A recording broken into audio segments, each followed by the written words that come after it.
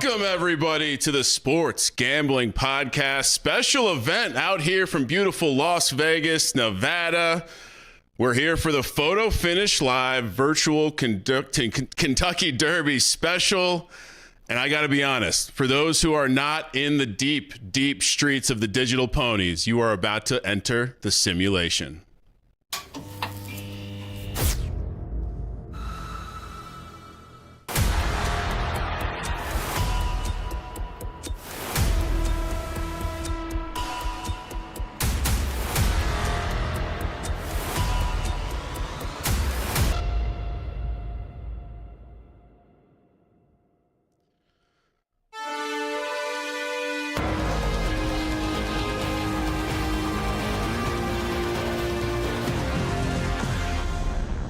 And we're off. The actual Kentucky Derby just ended. Hopefully you cashed some tickets. Like I said, I'm Ryan Real Money Kramer. I'm with the Sports Gambling Podcast. If you're a fan of the show, you know already. If you're not a fan of Photo Finish, you might not know. Maybe you're a fan of the ponies in real life. Well, we're going to break down the entire virtual Kentucky Derby card today. We got a huge show. We got a full race card, bets, race sweats, and I am joined by the better half of SGPn Stables, the brains behind the breeding especially, the chief horse fornicator, Mr. Scott Bowser. Scott, thanks for joining me. How you doing today? Thank you, Ryan. It's not often I'm proud to be called a horse fornicator, but here we are for the virtual Kentucky Derby from, as I like to call it, Virchill Downs, because it is a true representation of the real Twin Spires track at Churchill Downs in Louisville, Kentucky. So I am pumped for this card. And we are also very lucky to be joined by literally the top stable in the game. You know him as Tombstone. You might know him as Mike Sowers. Number one in your heart, number one on the leaderboard. Mike, thanks for joining us today. I hate to break your heart. I'm number two right now. GVG has passed me this month, and thanks for having me here. Obviously, I think Stins did a ranking. He put me number one. I think it's pretty modest of him as we get through looking at some of the horses. Absolute Horsepower has a lot of horsepower for these virtual races today. And like I said, we have a huge show coming up. We'll have picks for all the races. We'll have some very special guests, some former Derby winners, which we are lucky to be joined by one himself in Mike Sowers, a.k.a. Tombstone. But let's get started with this. Derby experiences. We were lucky enough to have a Derby experience early in our photo finish game. Bowser, I'll let you talk through it. What was it like for us to know that we had qualified for the virtual Kentucky Derby? It was incredible. There was nothing like it. And we, like, leading into that, the 2 seasons before that, we were just on the bubble going into it. So that season, we felt like we had a shot. And we ended up putting one in the Derby, but we also put one in the Twin Spires Gallop, another major on this card today. And we put one in the Bourbon County. So we had a very good day. Like, I think we finished third, fifth, and fifth in the Kentucky Derby. So that's one of those, like, maybe we got it there too soon because we've been chasing that high ever since. When I see the trainers and the owners at the real Kentucky Derby, there's a smidgen of relation where it's like, man, the what if moment that you're walking into. Mike, I'm sure you've had more than one Derby Day experience, more than one major experience. What was the first one like? I mean, you know, I've won a lot of money in poker, DFS, but really nothing, you know, compares. You know, this game, there's so many smart people and, you know, there's a lot of randomness and variance in the breeding, but there's so much strategy. And it's just so difficult to actually win the major. Even when you have the favorite, even when you've had a horse that has dominated every single race, doesn't guarantee you anything. And there's a lot of luck and stuff that comes along the way. And really, it was just amazing. Whenever I won the Derby, it was pretty lucky and kind of unexpected. And that month was like the best month in photo finish I've ever had. In the Gallop, I got first, third, and fifth, and all those horses were really good. And then I won the Derby on top of that. And we had just got a puppy, and Joanna basically got these little chew toys for our Bernedoodle of roses. So now not only do we have the virtual Gallop and Kentucky Derby, but we also have the roses for the pup. Well, and that's excellent. If you are interested in the game, Scott and myself will be launching a show affectionately named Run for the Roses, a photo finish live experience. I got to be honest though. So you had that great cash. What is the one thing that you've splurged on in real life thanks to a pony, a good day at the digital racetrack? This is easy because I've been in since the very beginning, and I've worked with Ian and the team. I've worked with a lot of the players, and I've even worked behind the scenes with potential investors and stuff like that. And so I've been here since the beginning. I'm gonna be here till the end. The biggest thing that it helped was as soon as we got married, we went on a honeymoon last summer all throughout Europe. And it was pretty big for me because the World Series of Poker is always in the summer. And so we just decided I'll play the biggest event, and then I'll play the main event. And so we just went to F1 Barcelona. We went to opening Euro Cup game. We just went along Saint-Tropez in France. So basically horse winnings paid for all of that, and so I've been very fortunate enough to kind of carve out my own way in poker and DFS. And I definitely believe that you can do it in this game as well. And I think that I'm an example, and there are a bunch of people we're going to be talking about today that are also examples of that. And you nailed it, because there are a lot of parallels there between the world of DFS poker, the strategy of the breeding, the strategy of the race, entering the race craft in general. You mentioned the money, $25 million spent on virtual racehorses since the launch in 2023, $20 million spent on breeding, and a whopping $1 million wagered. That's right. You can wager on these horses as well. We'll be flashing QR codes. We'll be flashing stuff. Head over to sportsgamblingpodcast.com/photo finish. There's a million ways to get involved, get signed up. And yeah, I will say, I'll transition it to this because I think, the kids, the NFT bros like to say IRL. But what did you splurge on in the game? What did the winnings help you invest in, other than more? Was there a specific breed? Was there anything special that this first win unlocked for you? Well, for 2 years, I've constantly been buying. In this game, you have to either breed with the best or go buy the best that you see on the marketplace. And so I've basically did that since the beginning. And so I'm a firm believer in the team, in the game. I really do believe it has like a DraftKings type ceiling. And so I'm fully invested, not only continuing to breed with the top horses, but buying a lot. Doc Holliday was my biggest purchase. I remember leaving, me and my wife were at yoga, and I was kind of negotiating with David, who's a legend from the game. And he basically was like an onboarder and an investor and had like almost every good horse in the game at one point. And he had all the most PFPs. So he was a huge guy and Crown all this. And I remember he started selling a bunch of horses before the game actually went live, because no one really knew what breeding would be, how much it would be to breed horses. All of that was kind of unknown territory. And I remember paying 600 Solana for Doc Holliday. And at the time, Solana was $10 or $20 actually, because I remember Doc Holliday was $12,000 purchase. And I remember telling my wife, who's very supportive, like, just trust me on this one. This is going to be great. So this was before the game even went live, anything. And Doc Holliday ended up making $65,000. And coincidentally, he bred the first Kentucky Derby winner, even though he was a right dirt soft horse. Wow. So it was funny because we're actually going to interview Peeb later and YSM, and me and Peeb would always have these arguments of Eclipse. He had one of the top S- LDS horses of who's going to make the first Kentucky Derby winner, Doc Holliday from right dirt or his horse. And that was super insane and lucky. And I think DeStables was the owner of that horse that won the Derby. And maybe perfect timing, because I believe we have Peeb, a.k.a. YSM, on the line right now. 3-time Derby winner, calling in, I believe, from across the pond. Peeb, great to meet you. We've never met face-to-face. You are the ultimate villain in the game for me, dominating the left dirt.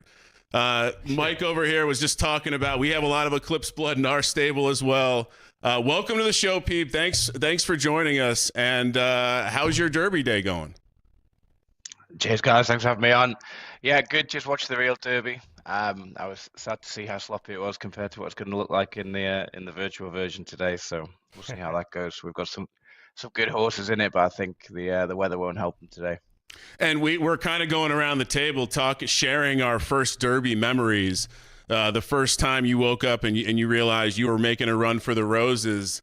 Why don't you take us through your first go at it, and maybe a little bit of your history with the game? Yeah, sure. I mean, I think we've been in most of the Kentucky Derbies that have run so far in the game. And the early years or the early seasons, we struggled, to be honest. We had some of the best horses and still couldn't lay a glove on Sowers and the rest of them. Our luck has kind of changed in the last kind of 6 to 12 seasons, culminating in what we had last season, which was obviously a pretty special night when we dominated the podium. And that has to be one of those where when the game finally gets around to creating that Hall of Fame, to sweep a podium. Now, this is probably a better question because it's later in the game, but obviously raking in and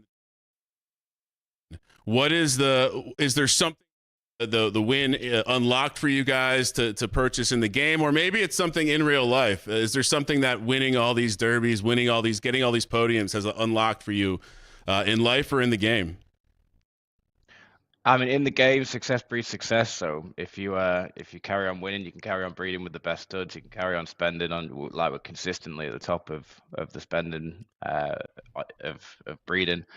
In real life, I think it's famously known that the game has paid for many a trip to Disneyland and Disney World for me and my family. So. No, and that's a great point with breeding with the top, because, I mean, as we saw in the real Derby today, every horse in that field is a descendant of Secretariat. So, I mean, there's something to this. Now, what I want to know is, what do you think the most important attribute for winning the virtual Kentucky Derby is in your horses? I don't think there's a single attribute. I think you need a good balance. Like, if you can maximize on stamina and finish, and then preferences, I think they're kind of the place I would focus on mainly, and then hopefully you can get decent temper, decent heart, and you're onto something. Now we have Mike Sowers. We have Mike Sowers here, aka Tombstone. A lot of everyone's pretty familiar with a lot of the top stables in the game. Is there any rivalries that you have outstanding? Are there some stables that you love beating? What's the dynamic between you and the other top dogs in the game? Nah, none of them are any good. I love it. That's the answer of a winner. Go ahead, Peeb. No, it's a shame I've not met Mike in person. That's definitely got to be something on the PFL bucket list. Time I could see it. Yeah, it's good to see you. Yeah, met a load of the stalwarts so far, but never Mr. Sowers. So we'll make sure we take that off at some point. But no, there are some really strong competitors out there. I always keep an eye out for Absolute Horsepower. I think they've kind of underachieved, certainly in LD. Mr. Sowers has kind of dropped off the podium boil recently, but I'm sure he'll be back on there. Always expect to see GVG on there, but I think he's probably another archetypes. Gaucho, OEB will turn up one day and start winning everything. There's so many people who have been there for a long time, been building out for the long term. And I know you're up late. Appreciate you staying up to join us. We can leave you with this. Do you have any predictions for today's virtual Kentucky Derby? I think many such cases will take it. Personally, I think we would have had a different story if the weather had come our way. But I can't look past many such cases from Absolute Horsepower today. Absolutely. All right. Well, Absolute Horsepower, the pick of Peeb, aka YSM Stables. Appreciate you staying up late with us. And there is something special about how a British accent makes it feel like you're being complimented when you talking good old smack. Well, anything you wanted to add, Mike? He obviously has to stick the needle into my major drought, which has been like 3 seasons since I've won a major.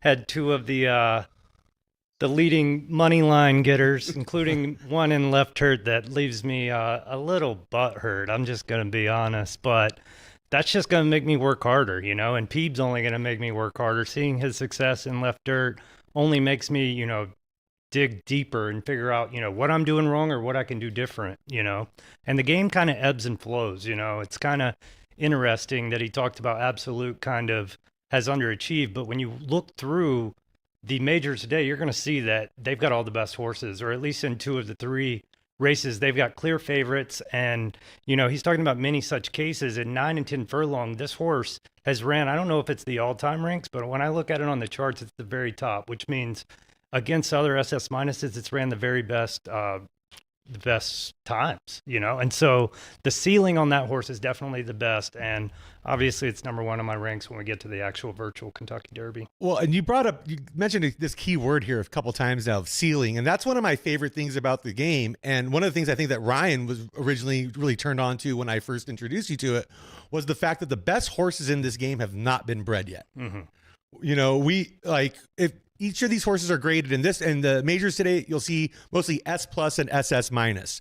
Now, SS minus right now is the highest rated horse in the game, but it's going to go up to triple S plus one day. So there's a long runway here before we hit that top. Yeah. And I mean, we might not ever hit a Secretariat, but there are always going to be those bloodlines that are, amazing. And whenever I'm breeding, I'm always looking at the ceiling. So one of the things we'll talk about today is like attributes like speed, stamina, finish, and just trying to get those to the top possible. Whenever I'm breeding, it's very similar to when I'm building a DFS lineup. I'm thinking about who can hit their ceiling so that I can finish first. It's really like a law of averages. If you're kind of doing that, eventually you're going to get there. Well, Ryan and I play a lot of high stakes fantasy football and DFS stuff together. And this has kind of replaced that in a lot of ways, because I do feel it's the perfect combination of like DFS, best ball, and like dynasty format, where you have all these parts moving at once. And yeah, you're looking for that variance on that one day, but you can kind of bottle that and establish that going forward. Yeah. And I'm from a NASCAR family, so it has a lot of like parallels to that as well.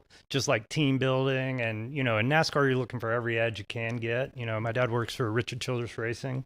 And so in DFS, NASCAR has always been one of my natural talents. And I definitely think there's a lot of parallels. I think the coolest part of it is when I go on DraftKings, I don't have any assets. They kind of did away with their NFT product.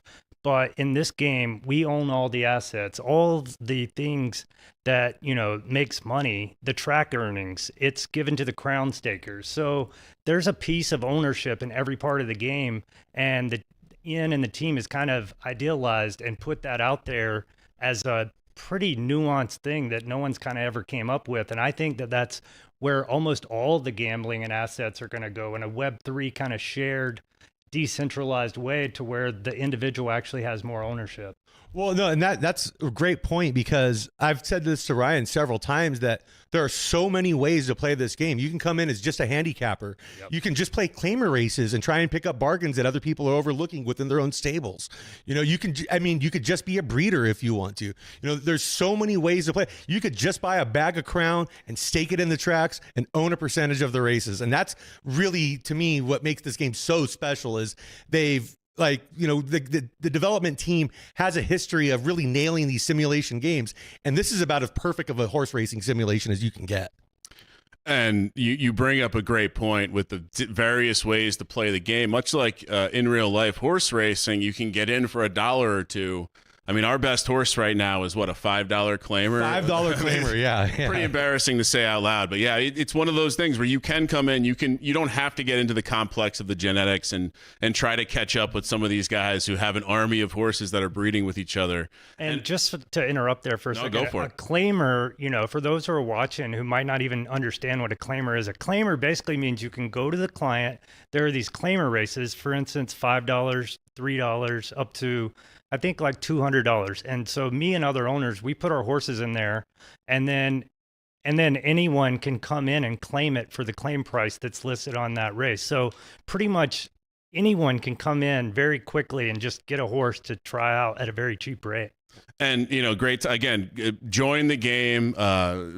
Please check out the game. And if you sign up using our code SGPN, it gains you access into the SGPN Turf Club. What is that, you wonder? Well, baby. You got to enter the Turf Club to find out.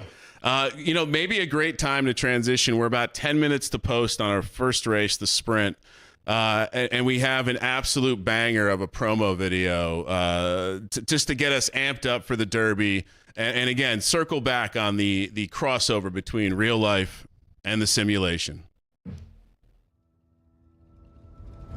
Horse racing, a sport steeped in tradition, the beauty, the pageantry, the thrill of competition. But as the world evolves, so too does the sport, blending old and new traditions in exciting new ways. One thing remains constant: the passion and energy that have made this sport beloved for generations. Amidst change, the spirit of tradition still endures.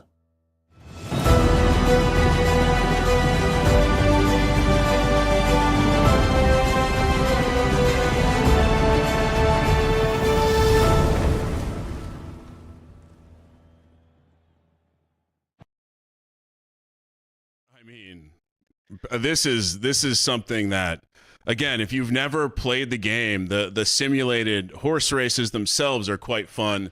There's debate in the community whether you can learn something from watching the races versus just consuming the results.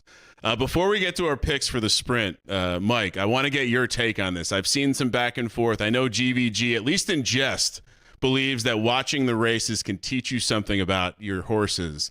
Are you in that belief, or are you more of a just spreadsheet, look at the results kind of guy? Are you a playbook or game film guy? I'm always a feel player, whether it's poker, even in DFS, I have a very intuitive process. And so I definitely believe watching the races, I watch all my big races. I think I've been watching more races the past few months, especially like the Kingmakers, all the qualifiers, stuff like that. All my best horses, I just love watching to see how they're doing it. Are they dominating the entire race, or are they coming around that last corner and just have higher finish than everyone? I think that's really crucial to kind of help you learn what distances. Obviously, there's a lot of other factors, like a fleet figure basically just gives you a synopsis of how you compare to like a ghost horse in that specific race.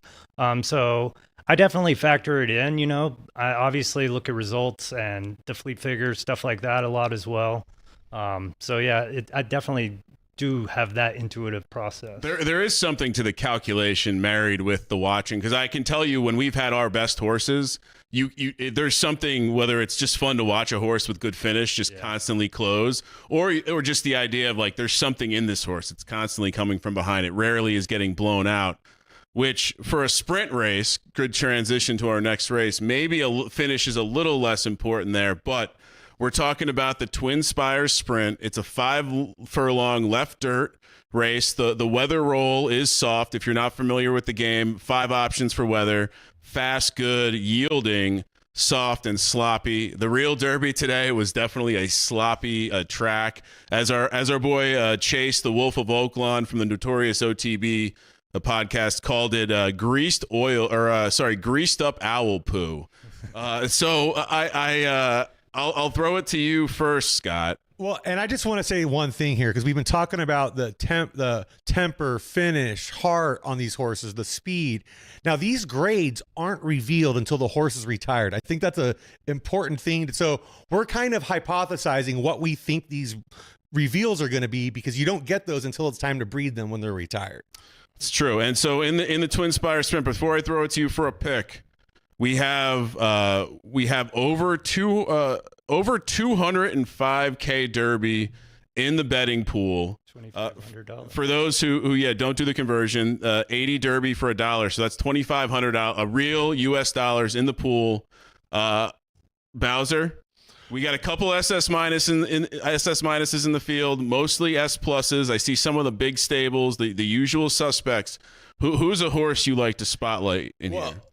We just had him on, and I think for this race, I really like Little Cub by YSM Racing. Good bloodline. I think looking at the weather roll for this, the preference stars kind of line up for it.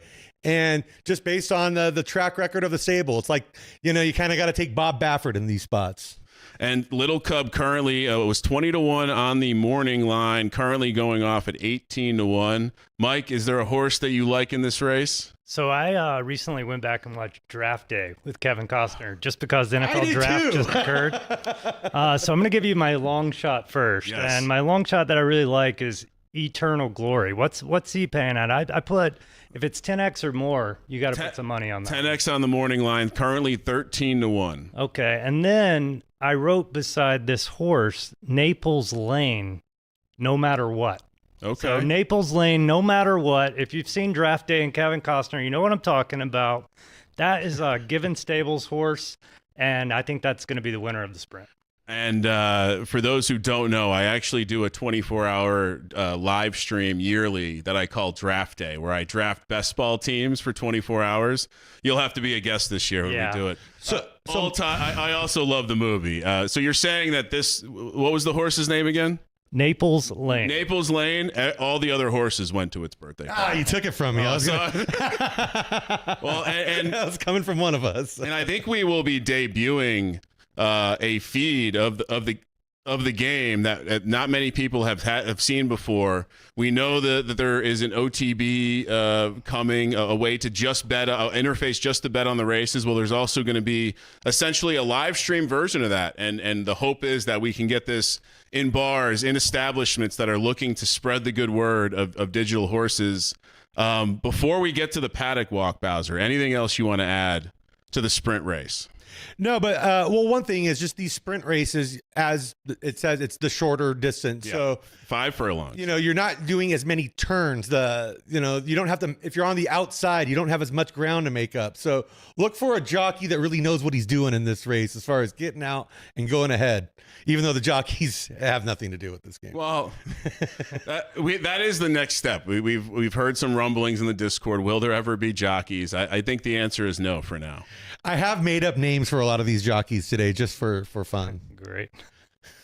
Before we get out to the paddock walk, Mike, anything else you want to add? Well, we talked about Absolute a lot, and he does have this horse, Minnesota Nice, but it looks like that horse really peaks at 6 furlongs, and 5 is just a little too short. But, if there's going to be another long shot, maybe Minnesota Nice could come through. And this is more of a sloppy track, I believe, today. Soft, yeah. Soft track. And so I noticed there was a lot of firm horses that qualified in this. So you never know if somebody's going to win off preference, but I'm sticking with the soft stuff. I like Little Cub, Something Silver, and First Run After Coma. Those are the 3 I like. And Minnesota Nice is going off at 18-1. Yeah, that's a good number. And you mentioned OTB, and I'm really excited about it because I was just on a golf trip with a bunch of my poker friends who love to gamble, and they were like, "Oh, how do I put money on your horse?" And so I asked in immediately, like, when are we going to allow just like a normal person in a normal pot to be able to throw 50, $100?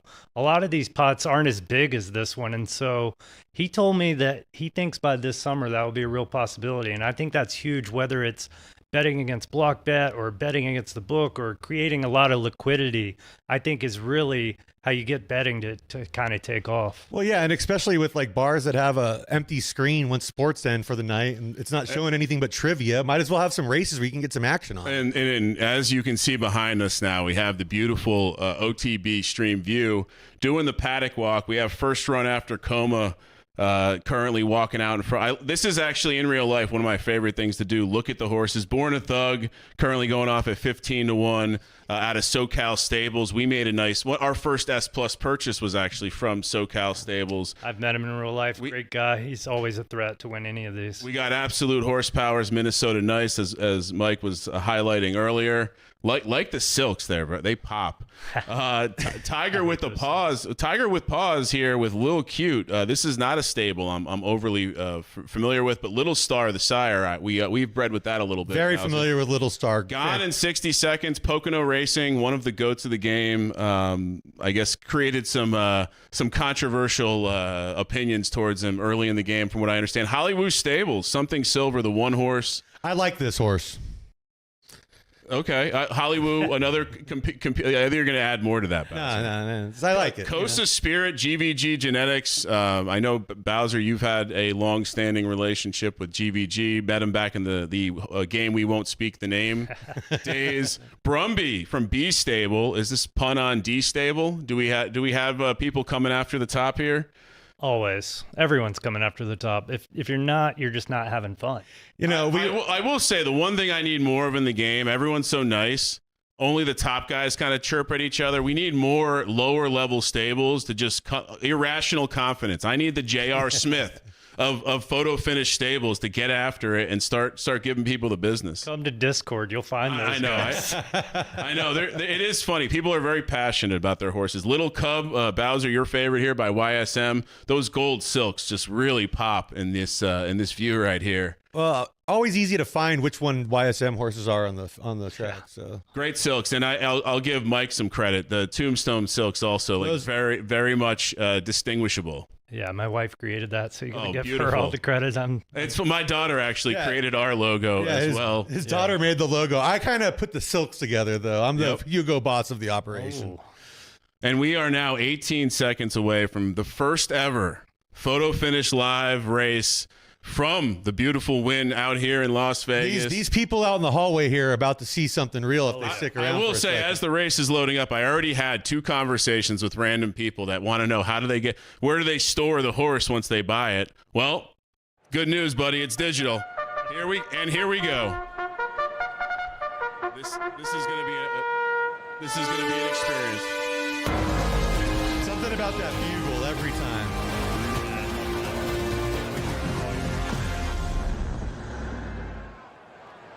All right. And they're off. 20-horse field now.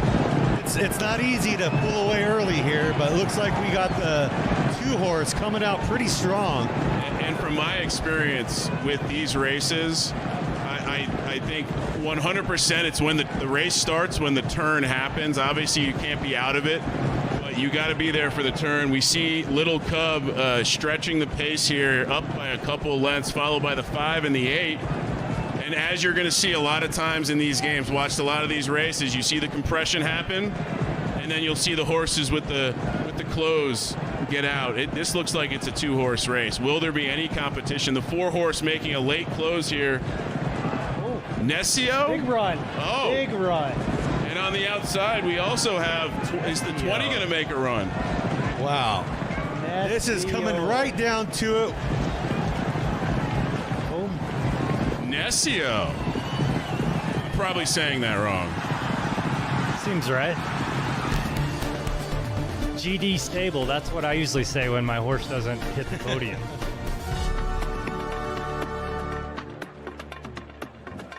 $19-1 going off of in the closing. It's an SS minus, 2.5 left stars, 3 dirt, 1.5 firm out of GD stables. Like you mentioned, absolutely. I'm not familiar if they have won a sprint or any left dirt majors yet. 232,000 Derby and career earnings for the horse. That's going to significantly go up. I believe first place is now around $4,200. Yeah, 40 American.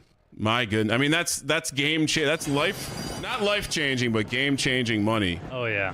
I mean, a big win in one of these things can really put your stable on a different trajectory, no matter where you started from. So, Pretty sure most people win and buy a few horses immediately, or just breed with the very best horse, which they might not have done once breeding comes around.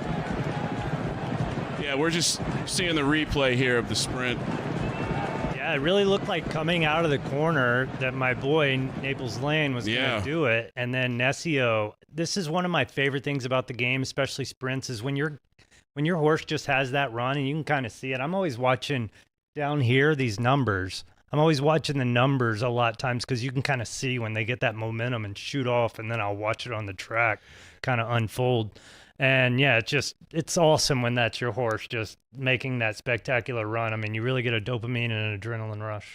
or your horse hitting that quicksand and it's in that pack and just all of a sudden just slowly works its way out of it. Tombstone wouldn't know anything about that. Yeah, no, there's nothing worse than when the gorilla jumps on the horse's back. And speaking of 100 gorillas versus one man, or 100 men versus one gorilla, when that gorilla jumps on your horse's back, nothing worse. All right, congratulations to GD Stables with the cash.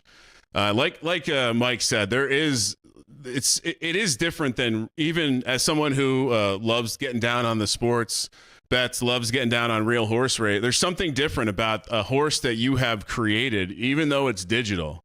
To see the culmination of this journey through the breeding process, through the naming process, through the 2-year-old season into the 3-year-old season, and capping off with what I mean. When it happened for us, it was almost like an unimaginable moment where it's like, oh my goodness, like this is. Well, and you bring up a good point here because like just the whole process of it.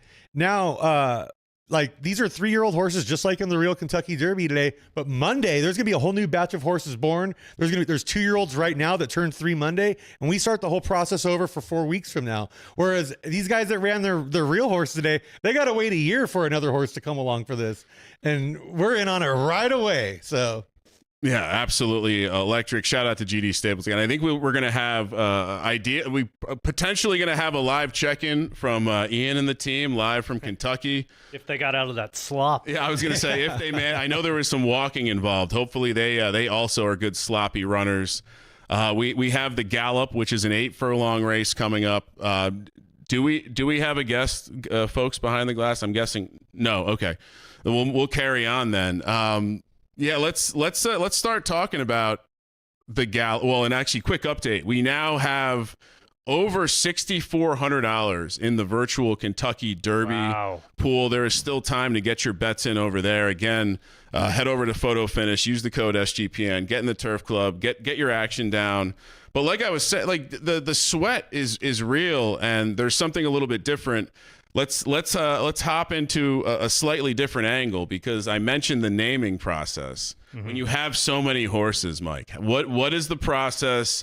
How long before you punted original names and you started using AI? Like what is your method to naming these horses? A lot of us have actually asked Ian, and he actually used AI to create a name generator that would kind of, it was annoying to me at first because he wouldn't auto kick out the ones that had been used. I really try to get creative and use the 2 parents, especially with all my top lines, especially because it helps me remember, kind of intuitively, like, oh, that horse was a sprinter. I'm going to try this one as a sprinter. But when you start having 200-300 horses come out on his crop, I mean, probably over half of mine were auto name generated. And I just keep clicking the button until I see something that makes me laugh or I really just like it. And I'll roll with that one. Bowser, what about, I know that you are the lead horse namer in our stable. What is the I know we've done some like lineage stuff, mob movie related. Like what's the process? I'll like sometimes just go on a weird thing where I'm like, all right, Kurosawa movies or Martin Scorsese movies or something like that. But then like sometimes it'll just be like jazz musicians or something weird. Lately, I've only started really naming the ones I think are going to be contenders. I'm using the good names there, and I'm just AI popping the rest of them.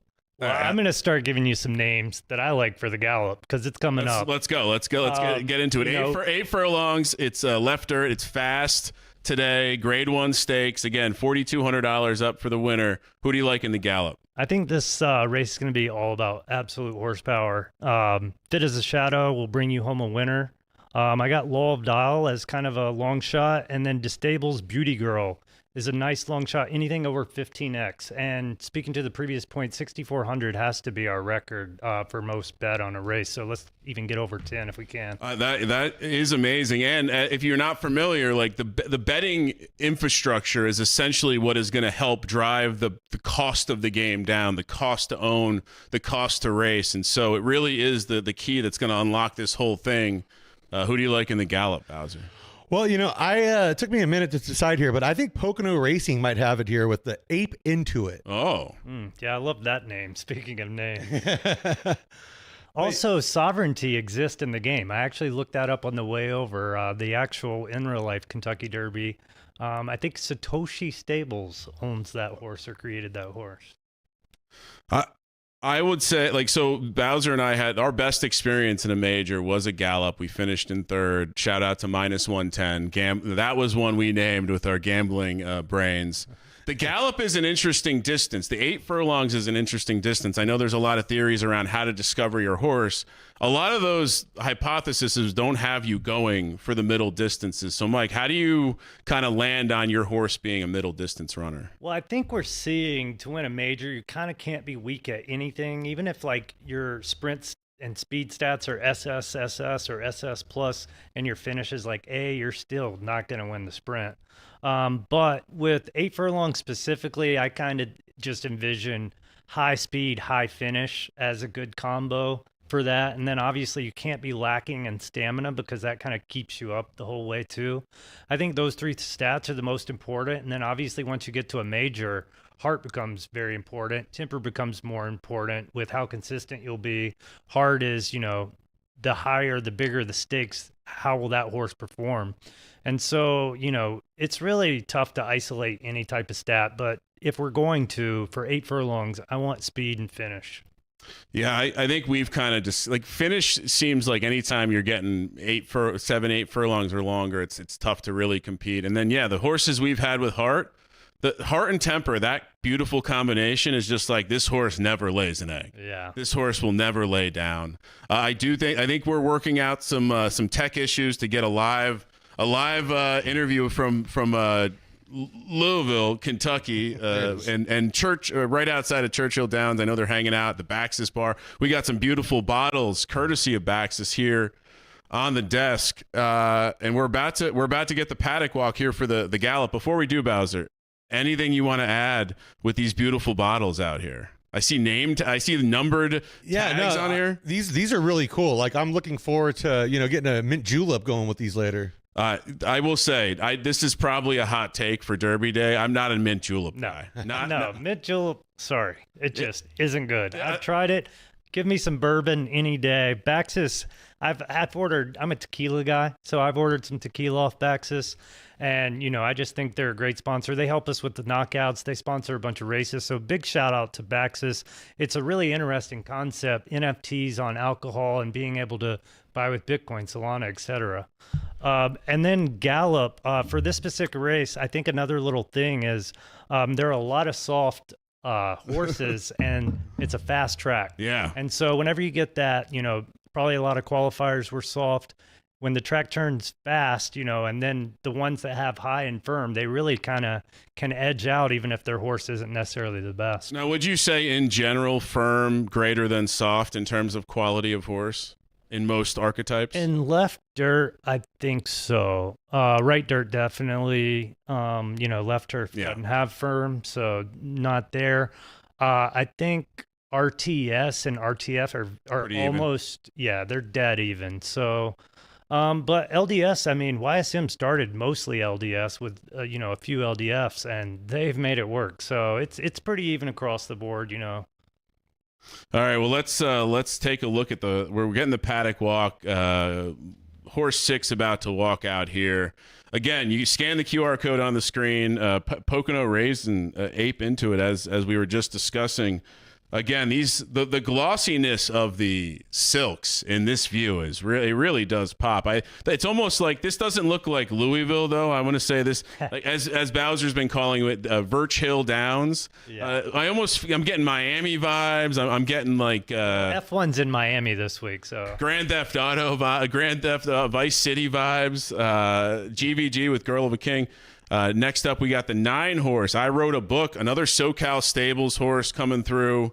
You'll see a lot of the same stables, right? Do you have any concern about there not being enough blood at the top?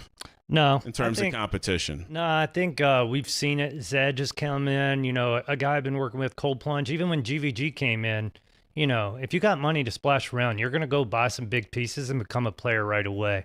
And, to Scott's point of view, like, the best horses haven't been bred. Yeah. So you go get some 1-year-olds, they turn out good, you turn them into breeding, you breed with the top horses, you can easily compete in 2 to 3 months, by the time that horse hits the track. So, I mean, I did it. I started with pretty modest stuff. Over a year, I kind of built to become one of the top stables, and now I'm kind of entrenched.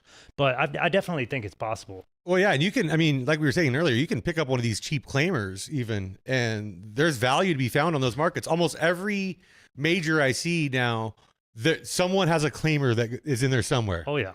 And it is interesting the way the game is kind of, evolved. Claimers are kind of back. Claimers are a very effective way to keep your horses on the track. So the idea that someone maybe puts something out there that hasn't aged out yet, or it's a 2-year-old and you can get lucky, study those morning line odds, see what kind of horse hasn't hit yet.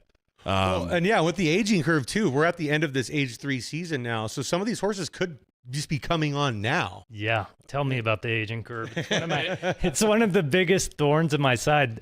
It's kind of interesting how N has programmed it into the game, but you could win every horse as a 2-year-old and then just completely fall off as a 3-year-old. And then the opposite could happen. You could literally not do anything and then find some. And I've definitely had horses like that. Obviously, it's kind of tough to stick with a losing horse to discover it, but there are enough avenues in the game, benchmarks, claimers, low-level buy-ins, where you can keep exploring these different things to see if the horse will grow up or whatever. Well, yeah, I like to compare like a 2-year-old to 3-year-old aging curve with horses, and this is in real life and virtual horses, but it's kind of like the 12-year-old that hits puberty first in Little League. Yeah. And they're able to dominate early on, but then everybody else starts aging up and catching up with them, and now it's a much more balanced playing field. And I think there's some alpha there. I think like a lot of us top stables kind of agree that the money line tells you something, you know? Like, so when you run a maiden, if you're the worst in the money line, your horse stinks probably. And if it's the best money line and you've raced 10 races and you still haven't showed, that's one I'll definitely keep trying and say, there's something here. It's good underneath the hood.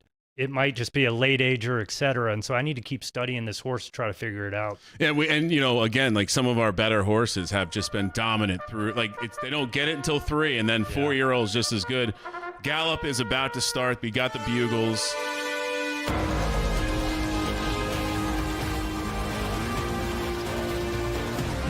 This sound is almost Pavlovian in terms of like just you're getting ready, the juices are flowing, and unlike real horse racing, we don't have to wait for them to get in, and they're off. Again, 8 furlongs here, so basically a full lap around the track. We're going to get to see him do 2 turns. Our picks are 1 and 2 right now. What always worries me with a horse coming out to lead, although I did notice some of the horses in this field were wire-to-wire winners in some of their recent qualifiers. And we're seeing, like you said, a lot of the horses, a lot of the stables we've been talking about all up here at the top. I will say from my experience, these 8 furlong races, again, I like race doesn't, it's like the NBA. The NBA game doesn't start till 8 minutes in the 4th quarter. These races don't start until that second turn starts. As we were discussing, there's so much of finish is important with these types of races that I'm almost certain the winner will at least show something at the end here. Into it, staying in it though. And we had a big weather change since the last race here. I know. Where, you know, it's now a dry track coming from a soft track. This is, you know, only if the real world was like this. Oh, weather shifts fast in Kentucky. You know that. You know, it's funny because I just imagine like a pit crew going out and like a 7th inning stretch going out and fixing the dirt. Meaning of win coming up. That's a good name. Yep. It's a great name. Law of the Dial. As we head down the final stretch, are we closing it out? The absolute worst to the top. Law of the Dial, finishing First it and off. 3rd looks like for him. That's going to be a hell of a day. And if he wins this Derby, he might. Oh, wow. Could be. Wow. He's going to be the number 1 on the leaderboard after that win. The return of absolute horsepower. Strong finish. What was that, 1st and 3rd? Yeah. How many double podiums do you have in majors? Oh, man, I don't even know how many major wins I have, but I do know that I've had at least 2 or 3 double podiums. That's a screenshot. You're screenshotting that one. When you hit the double podium, I know that's going in I'm saving the screenshots for when the betting takes off and we're racing for $100,000, $500,000 pools. That's where the screenshots are going to be coming And that's out. a great point, because one of the things that the betting pools will help fuel is additional race purses for the people, for the horses, for the owners are running in the races. We heard the Peeb almost calling it earlier, saying that they had underperformed in majors. I don't think they've underperformed, but maybe in the majors and in left dirt specifically, they kind of have, I guess. You know, even in the very first one that was ever run, they had a pretty awesome horse, Apollo, and then Pellinor Fields kind of won the race. So, you know, I think we kind of have that in the back of our heads. But, you know, if you study or you race the game, you know that they're performing at a very high level. And, you know, me and Stins, we have a great deal of respect for each other, and we might not like each other all the time and we get into fights, but, you know, we definitely have respect, and he's a great stable owner. That is the great type of competition. Oh yeah, when you actually don't like the other person, but you respect them. Yeah, that's the true respect given, respect taken. 11 minutes away from the virtual Kentucky Derby. I almost feel like we should hop right into it. Oh yeah. Let's we gotta get these people able to bet the picks that we get. I know, right? So let's go through it. Who do you like in the Derby, Mike? Well, show me. Can you bring up the odds on the screen? That would be great. We can't bring up the odds on the screen. The Many Such Cases is one that's ran some of the all-world times, and if there's going to be any horse that's like a 3 to 4 to 1 favorite that's going to win a large percentage, it's going to be this horse. And then I've got License to Ill. Mainly because of the great name. It's an amazing name. Amazing name. It's a great horse. The Hot 27 is the stable owner. One of those two. And then I kind of love the value anywhere over 10x on that one. Going off at 10x, Many such cases going off at 6.8 right now. Oh, that's free. I mean, even at 6.8, you got to bet it. I think like the only way I wouldn't bet that horse is if it got down to like 2.5 or 3 to 1. I think there we're kind of seeing, it probably doesn't win at that number, but I definitely think it's going to win at a 4 or 5 to 1 number to print EV for you. And oftentimes we've found that as well. Like you follow the bets. The people betting are actually handicapping. We know, shout out to the racing forums. We have real racing forums in the game, just like in real life. But the folks who are betting are mostly, I've found, sharper. So you can, in real life, you can kind of follow the money with these things. Scott, you got any Kentucky Derby angles? There's a horse in this race that I'm really interested in from Falcon Nest Stables. They're kind of a newer stable. Miss Madeline. And this one looks like, I was looking at the fleet figures and whatnot. This one looks like it could be kind of coming on right at the right time here. And in a 20-horse field like this, give me some new blood winning this thing. So first-time Derby runner? Yeah. I believe it's a first-time Derby stable. Someone can correct me in the chat if they want to, but I'm pretty sure I saw them tweeting about this the other day, so I'm excited to see them on there. And yeah, the 6-horse going off at 20 to 1. Let's get a bag of that. I will say I'm with Mike. The favorite seems to be the favorite for a reason, and this is going to be one of those races where, maybe we get the outlier roll. We talk about the DFS element, the ceiling. You're not going to always roll the ceiling, but this horse has been pretty consistent. The other horse you mentioned, 25 podiums out of 40 races, pretty nice. What's record. the number on that one right now? 10 to 1. 10 to 1. Yeah, I mean, definitely think that's a good number. 15 wins, 5 places, 5 shows. And you talked about the sharp money. The sharp money on all these pools is going to come in right at the end. Yep. Anytime I've placed a big bet, it's 30 seconds, a minute to go in the pool. You kind of really want to know that exact last number, especially you need to kind of calculate in your head how much you're going to change the line, because you put a big bet in there, your horse might turn 2 to 1 or 1 to 1. Yeah. That's the thing, because if you put too big of a bet too early on these, you get too many people tailing you, and then it's not that fun anymore. And so in the final Derby pool, let's pull this up. We're looking at almost $7,000. Let's go. That almost certainly has to be a record, and I'll make a in real life comparison. I think in the same thing when you're betting parimutuel, you watch where the money's coming in. Like from the time that they do the paddock walk to the time that the race goes off, you're going to see those. The information is going to start flowing in, and just tail it. I learned early in my life betting at the Meadowlands Trotter track, the OTB there. That's just tail the money, follow the money. So hopefully we're right with this fabulous SS minus. See, one thing I like to do though with horse racing is I do like getting finding a good morning line horse that's gone up throughout the day because there's so much money going elsewhere. Because I feel like you get some overlay there. Oh yeah, and that definitely happened in the real life Derby. Yep. I think it happens a lot more there than here. The favorite kind of goes down consistently here, I think. It was interesting my first time at the Derby because I did bet something, my buddy from Poker Sheets gave me the number. He's like, if it's this number, bet it. And then I bet that number, and it came in at like 2 to 3, and I was just like, this crap. Of course it won, but it was like, I still wouldn't have bet the horse. Something interesting because this happens in these parimutuel pools in this game and in real life is sometimes on these heavy favorites, actually the second place money can pay better at times. I was going to say, with the way that with third time will juice a pot, sometimes you should evaluate the place and show pools, because often we've done this with our own horses where you can get in for a relatively small amount, and if you scoop the pot, you get a nice little overlay there. Obviously smaller stakes. Yeah. so many angles. The game offers so many angles, and I'm really excited to see the betting take off. I think that it opens up a whole new gate. Obviously, it's one of the things as a stable owner and as a player since the very beginning we've all hoped for and wanted to see. And it is awesome to be here at the Wynn in this studio because this is one of my favorite places to play poker. Like this summer, you go over to the World Series of Poker at Harrah's in Paris, and it's just like it's like a grind, but you come over to the Wynn and it's like pure class, and it just feels like a whole different energy, and it's always fun to be here. Well, we've sweat out a lot of March Madness bets here. I was going to say it's like the lighting. You're describing like the difference between the dingy, like dusty, like Vegas, smoky atmosphere, and then you come into some of these nicer establishments like the Wynn here, and it's bright. The music isn't so loud it's giving you a headache. You feel like you're in a classy establishment. And as someone who has done various live shows all across Vegas, all across the country, honestly, this is the nicest studio I've ever operated in. Oh yeah. You have the people walking by. You have this beautiful screen behind us.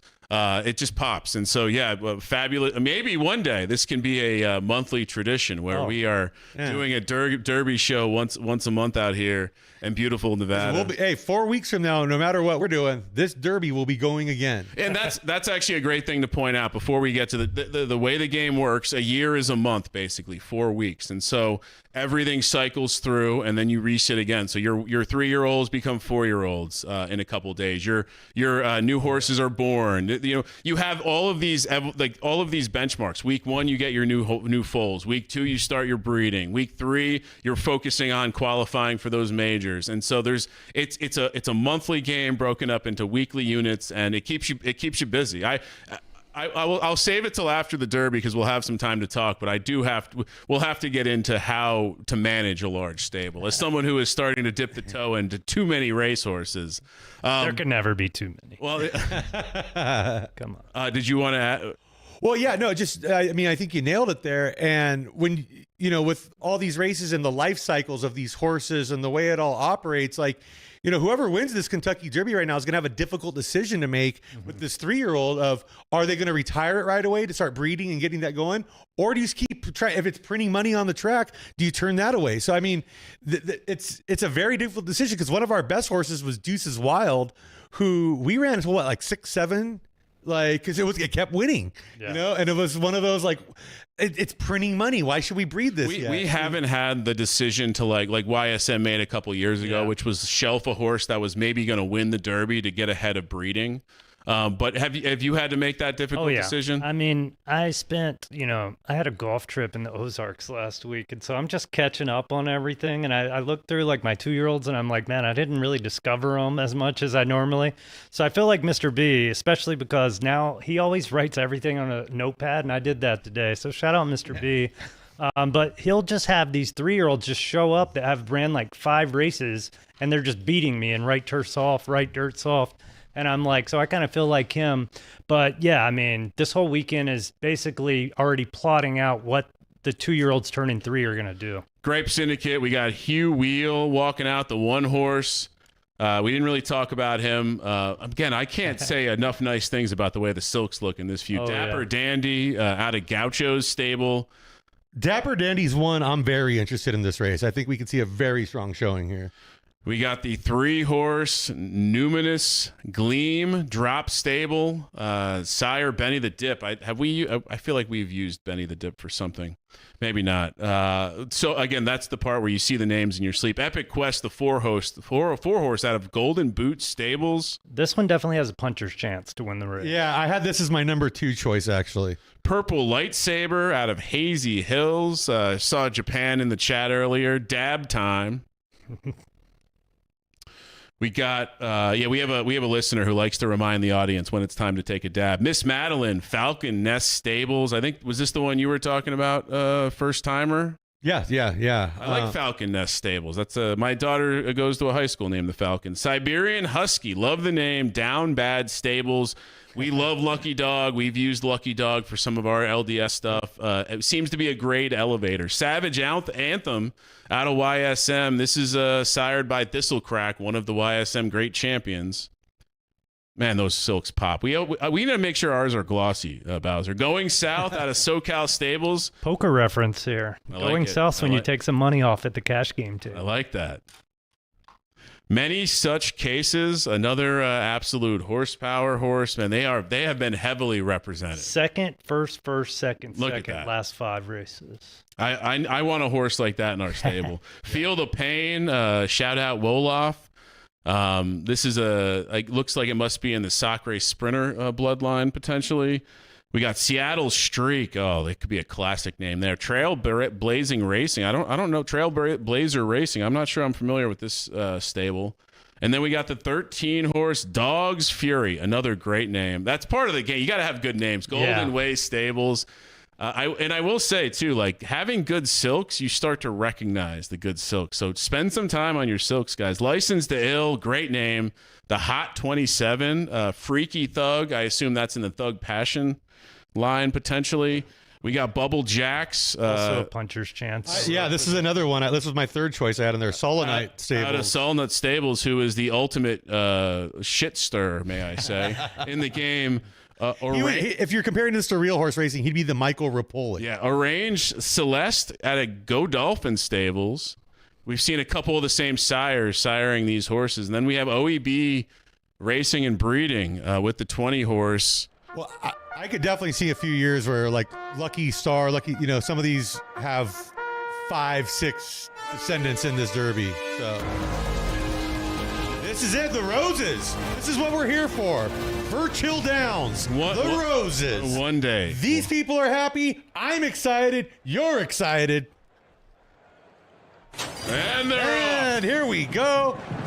It starts off like this amazing wall straight out of Braveheart. Well, if you watch the real Derby today, it was a wild scramble to get the rail. I've never seen one like that. And honestly, one of the things I will compliment this game is that they've really done as good a job as you can imagine simulating the way a horse would move around a track. Yeah, sometimes they take a wider trip than you'd expect. But this isn't the plastic ponies out in the slot area that stick in their one little slot track the whole time and go around the thing. No, there's going to be some lane changes here. We're going to see someone get cut off. This is exciting horse equine action, Ryan. Virtual equine action.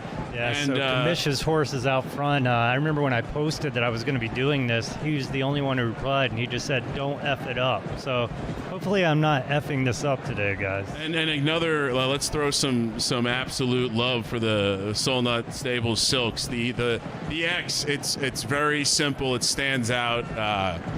And yeah, like I said, I really enjoy what he brings to the game. I think we need more hostility, more stirring of the pot. I think it brings good attention to the game. We could even have a charity arm wrestling match between some of these stable owners. Well, I will not arm wrestle anyone, but me and Kamish get into it all the time.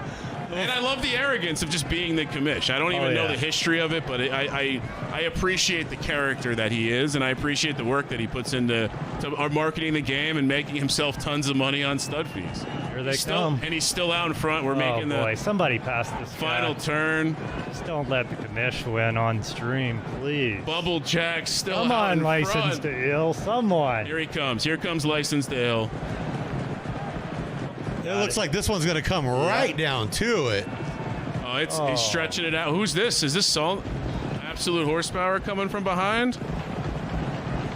The favorite, many such cases is going to get edged out by a couple of lengths. Going to hit the board at least. License to Ill. I think we heard that name before the race. Sharp action being given out here at 10-1, everybody. Yeah, License to Ill. And you know what? I always like to remind people that 10-1, that's like a 28-point dog, 32-point dog on a Saturday. Why does like a 10-1 not feel as good in a horse race as it does in a football game? It's like golf. It's the same logic. It feels like you're betting a favorite, but you're getting those nice, long, juicy odds. And again, I highly recommend if you just want to bet on these horses, there is data you can consume. There are constantly betting competitions going on. Shout out to Zedge. He's been putting up some extra Derby for that. It came down. Licensed to Ill, the Hot 27. I don't believe they've won a Derby before.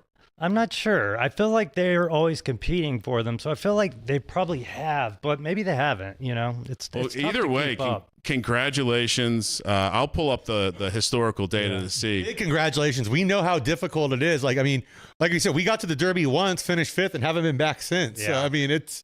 I mean, you saw I didn't have a horse here. I don't think I was in last month's Derby either. You know, I don't even know that I've been in the Derby since I won the Derby.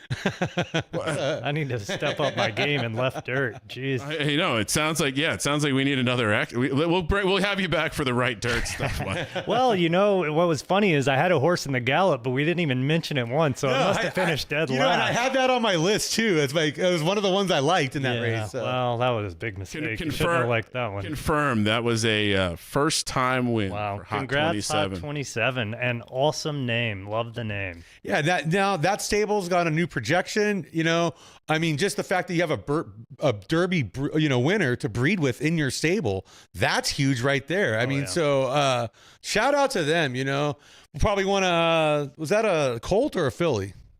That was So many such cases just filly. No-showed there, huh?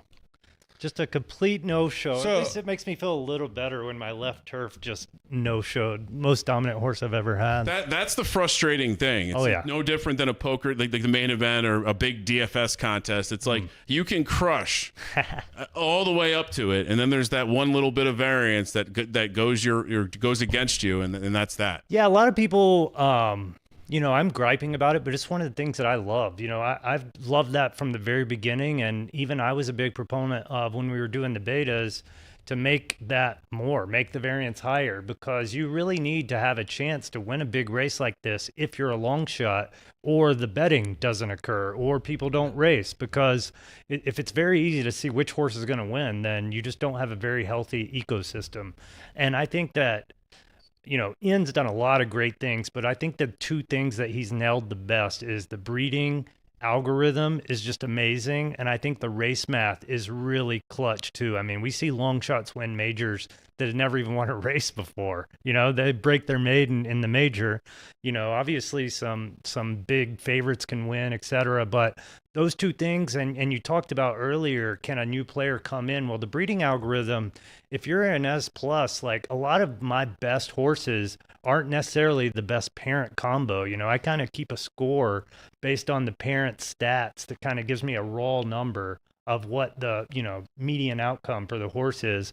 And a lot of times it's horses that I'd never even would have considered, or sometimes I'd had them in a claimer, and then I just see they dusted the field, so I throw them in a stakes and they just run off and do really well. And a good point there too is with the breeding reports that are available in the game, you can do a lot of homework and set yourself up with these, and they just lowered the cost on those. So I mean, right now is the best time to get in, if you ask me, and really get going. That's a great transition, because we can talk about it. But the breed, like if you're playing the game, there's obviously data, analytics, sites, there's tools.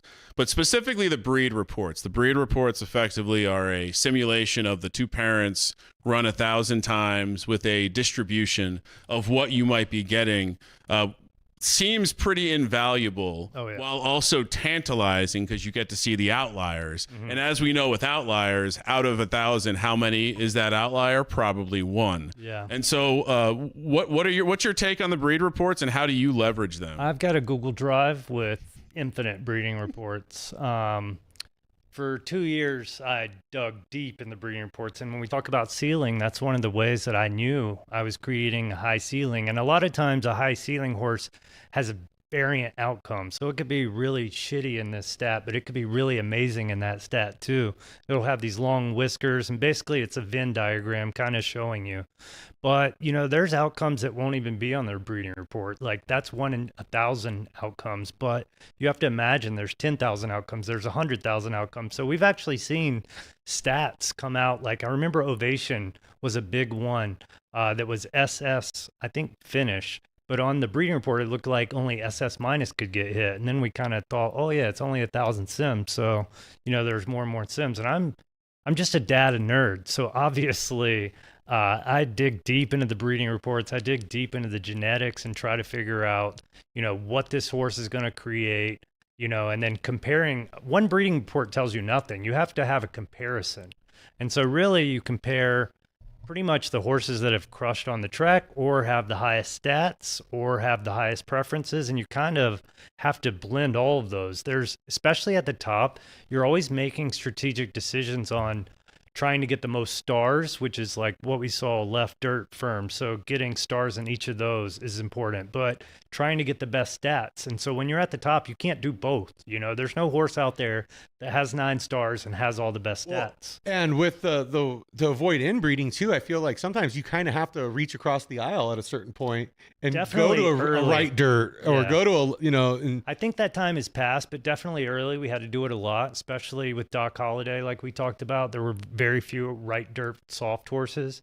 And so just now we're starting to get 7, 8 stars at S plus or SS minus, and those will be the new Doc Hollidays that will command high value, bring in a lot of money. well, and another thing too is just going back, because all these horses came from these Generation Zero horses originally that were created, and so everything descends from that. And if you look at the Generation Zero horses, like I studied a lot of them, especially left dirt, left turf, where there wasn't a lot of temper Yeah. in the early horses, and that I noticed that became right away one of the biggest outlier was on the Generation 1 horses. The ones that had high temper weren't necessarily coming from parents with high temper. Yeah, you had to get lucky to get high temper, really, unless you had lower grade horses. You know, at the top, there weren't really.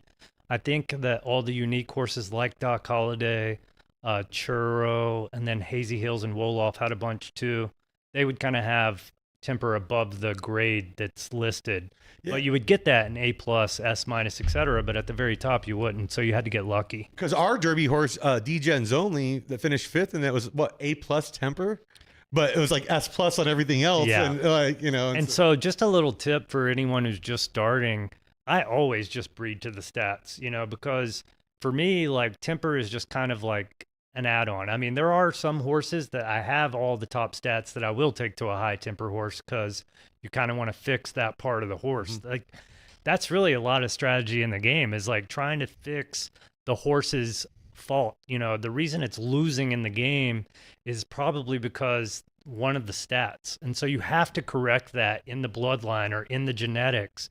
And so that's where it becomes like building a DFS lineup for me, or playing a poker hand where I have to think through all the scenarios and then choose out of all these options, you know. And then I didn't even mention, you know, you have preferences, you have stats, but then you also have to choose money. You know, some of these studs, YSM, Absolute, even some horses that I'll be putting in the barn, $300-$400 to breed one of your horses. So a lot of times I'm comparing, you know, if I don't necessarily have the top mare, I'm going to probably choose a more value option. It's like $50. That's like the top comparable, but etc. And it's very much a non-linear thing, right? The closer you get to the tip of the spear, the more that price is going to exponentially grow. one of our horses too, Bowser's Castle, named after my old stand-up show that I used to do, but he's an A horse who had like SS minus stamina. And so he was crushing it in allowances where he was able to compete at distance with S horses, you know, with these higher graded horses, because he's carrying less weight, but he's got that stamina that lets him go. And so, you know, like seeing some of these outliers, but at the same time, it's like, if I have an outlier in that range, that means it's going to be a B plus or whatever on something else. Yeah. Like, so, Yeah, that's how it works. yeah. But that's back to the poker DFS lineup construction. Best ball, that's why you build these hyper fragile high ceiling, because if you if you're competing in a competition where first place wins $1 million, second place wins 50 grand, you want to win the million. So if you're not building something to win, you're just playing to move money around the table. And I think, you know, back to the variance discussion with the horse breeding, the biggest thing we've discovered is what you're describing. It doesn't matter if you're the best runner or you have the best subgrade. Some of these horses just produce variance. Yeah. And even some of these horses that are just constant winners, you'll retire it and be like, well, that wasn't even that special of a horse that was, you know? And so that speaks to the aging, you know, maybe its aging curve was just peaked way higher and quicker than all the other horses it was competing against. And I think that's the beauty of the game, is the complexity kind of hides stuff, you know, like I've played games, and I remember even one stream I did where I said like I exploited, and someone came at me in Discord like, oh, you're exploiting stuff, blah, blah, blah. And exploitive is just a term we use in poker. So there's exploitive play where you're basically doing something that's not game theory optimal. So there's game theory optimal, and then there's exploitive. Exploitive is like you guys asked me about being a field player. And so that's what exploitive is. It means that I'm kind of using my intuition to make the decision, even if like the stats or the data tell me something else. And that's where we see these horses that might not have the best stats, but they win, and so a lot of people call that the winning gene, which is the most highly debated thing. But I think if the winning gene does exist, it's the winning aging curve, and I've always kind of said that it doesn't exist because. Well, and so we ended up like last summer, we started loading up on a lot of these Gen Zeros that had like 10 breeds left, 8 breeds left or whatever at the time. And we figured, let's start creating our own like bloodlines in-house from scratch kind of thing. And I noticed now we're starting to get our own like purebred Gen 2s now. And I want to know if you think there's anything to this, because between mixed generation horses, purebred generation horses, because I'm noticing that when we breed 2 Gen 1s together, we're getting a lot of variance on that Gen 2. Yeah, and this is really why I breed the newest possible ones every time. Like as the mares get older, even like my 10 to 12-year-old mares, to me, they're kind of cycled out of competing at the top, even if they're an S plus or whatever, and I'll still breed them because they can still hit there. But the newest gens always do have the highest ceilings, and they have the highest variance. And a lot of that, it's more variance built in and bred in. Like the very beginning, the Gen Zero is kind of bred very consistent to what you would expect. And, the newest ones are always going to be more variant. And that's kind of where I kind of am always wondering, are we going to get more outlier horses that kind of just dominate more? I mean, we've been playing this game now 2.5 years, and there's really not. I mean, I had a horse that won half its races, and that's the most dominant horse I've ever had. Ready, set, no, and left turf. And it just kind of shows that like that isn't going to happen. And so, yeah, you still need the high variance outcome. My take on that is it almost seems like each grade is like a liquid container, and as the game evolves, that container fills up and the grade matures. Yeah. And so as long as you're out on the tip, it's like there's going to be wacky stuff. But if we were to look at like the A plus and S minus category right now, I would imagine we've bred some of the best A plus and S minus horses. We may not see better ones. Yeah, that's true. But as you climb that ladder, these glasses for S plus, SS minus are clearly not full. Yeah, and so when you see a lot of people talk about, well, the grade doesn't matter, like these S plus can still beat the SS minuses. Well, that's true, but when you unveil that SS minus, its stats are still going to be higher, but they're probably just not going to be balanced very well. It'll be like high start and high finish, but kind of average speed and stamina. So you really can't ever get that horse to win anything, and so you might as well breed it and kind of bring those ceiling stats into other filler. Well, and it's like some horses are just breeders, right? Like they're not going to be runners, but they're going to help you elevate stats within your stable. And I've noticed with us too, some of our better horses, we would go out and buy the sibling, right? Because we want to have more of that bloodline. And then it turns out the good racer we had isn't as good of a breeder as the lesser racer sibling. Yeah, it's kind of fun whenever you like hit that combo. You're like, all right, this next one that comes through, the brother, the sister is also going to do it. And it just sucks. Yeah. It just shows up and it sucks. That horse stinks, and it shows. That's kind of the beauty of the algorithm is there is so much variance. There is so much luck, and then there's so many things changing, like even at the top, as you were talking about, the pool was filling up way more. I was looking at SS minus and S plus horses just in the Explorer. I think like over 900 RTF S plus horses were bred last time. Wow. I'm not sure on that, but I'm just always kind of looking at, because when I built my spreadsheets when I first started this game, I was thinking I want the top of all the grades. So I got the top of A plus, the top of A, some top S minus, and I didn't really have the resources to get a lot of S and S. There was only 2 S plus horses, but yeah, so when I was building that, and so now I'm looking at the same thing. So like when you're breeding even a lower grade, you kind of need to figure out how many horses are even being bred. Because if there's only 5 horses being bred, B plus, you might as well not breed it. You might as well not spend the money on that because there's not going to be any horses in that population to do it. And I mean, with allowances, maybe it'll work, etc. But, all of the grades like S and S minus are like the most populated right now. And so then obviously it's going to be S+, then it'll be SS-, and like you're talking about, yeah, we'll just keep filling up. Yeah, because one thing I've been trying to do lately is like really kind of lock in some of our A+, S- stuff that we had, and figuring out, because it's not going to conflict too much with our higher end stuff, where we can really get those stars right down there and avoid inbreeding at the top and have kind of this funnel coming up. It's like a wave. You build this wall, and all of a sudden you have these horses coming from behind with preferences that you can then inject with subgrades and vice versa. Yeah. We should flip over to the Baxis Cup, which again, shout out to Baxis. I got this beautiful, what can only look like a custom, a beautiful custom bottle here of Woodford Reserve. This is a commemorative bottle from the Derby last year. Bowser's got a nice, and this is tag number 6,000. I don't know, maybe that carries some collector value. Yeah, Bowser's with a nice bottle of Booker's over here, courtesy of Baxis. Tag 5761. This is age 7 years, 2 months, and 22 days. We're getting very specific here. And then we also got it's a 124.6 proof. So thank you for my future DUI, Baxis. Oh, wow. Okay. I'm kidding. I don't drink and drive. That's why you have the home bar. Yeah, exactly. Well, and the Baxis Cup this season is a right dirt race. We have one of the preeminent right dirt stables. Not that there's anything wrong with that. We're not right turn guys yet. We haven't come out of the right turn closet.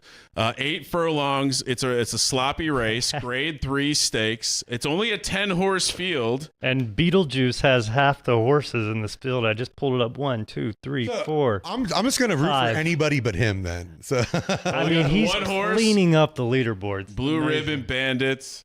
Skillage. So the way that these this is considered a non-major. This is the winner right here. Perfect Legend coming from Wolof the Bandito.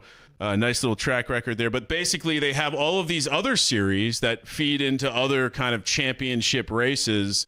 Baxis, as you mentioned earlier, Mike, they're very generous to also put up some of the hardcore pool money, which is a fun race style. It's you basically enter a race, winner take all, and if you lose, your horse goes off to the pasture. We should mention that the horses do die at age 25. Yeah. But in this case, they don't show you the ambulance come out on the track and the curtain, and they basically fell in turn 3 and broke a leg. Yeah, the muffled shotgun out there. But again, like another way that they have been evolving the game, another way that they have been kind of changing race formats, giving different options, and also it helps to maybe get rid of some horses that aren't that good. So you want to roll the dice, and what Baxis has done is they have juiced these hardcore pots. So you win a hardcore race, you then enter in a little lottery. If you hit that lottery raffle drawing, the pot is usually juiced up to about $500, and so a dollar race. It's gotten as big as like $1,100-$1,200. Yeah. Off a $1 or $2 race. I mean, it's a great concept and one that I really like. It kind of reminds me of Progressive Jackpot,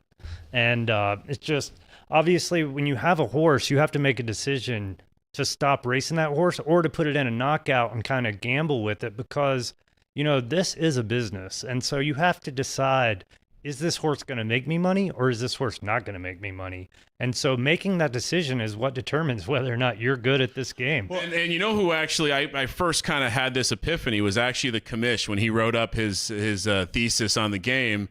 The idea of a horse being a liability.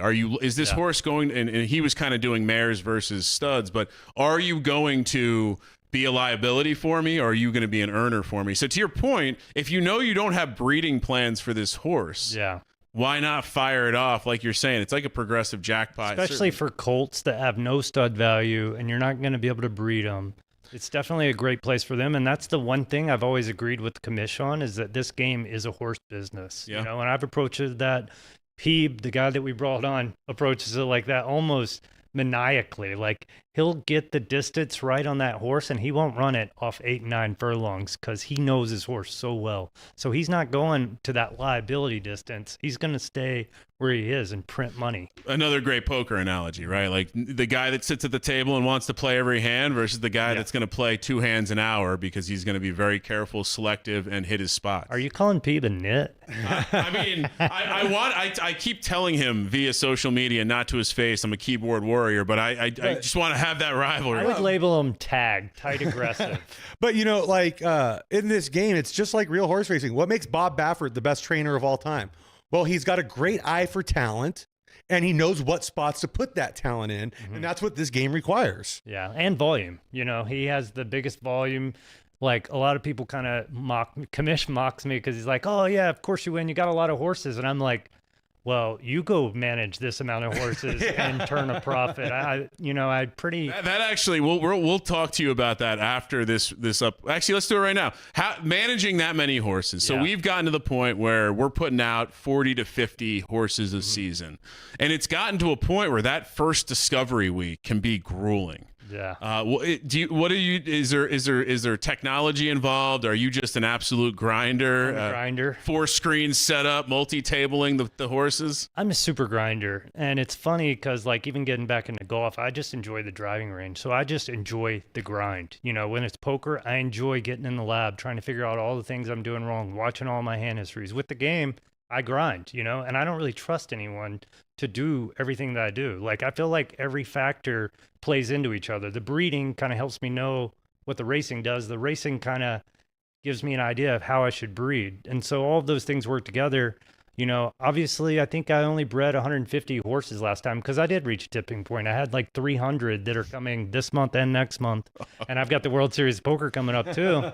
So there's a lot of managing that goes on. But, it's really, I'm an entrepreneur. I don't have a job. So this pretty much a lot of time gets put into this, Now, is that is there any help involved? I know some folks have like kind of teams and that, so you're just grinding by yourself. That's yeah. Awesome. I mean, there is a guy, Zane, who built a tool, and he was really cool, and I worked with him a lot.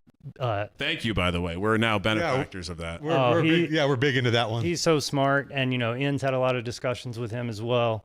That's all I use. That definitely cuts down on especially my breeding time, stuff like that.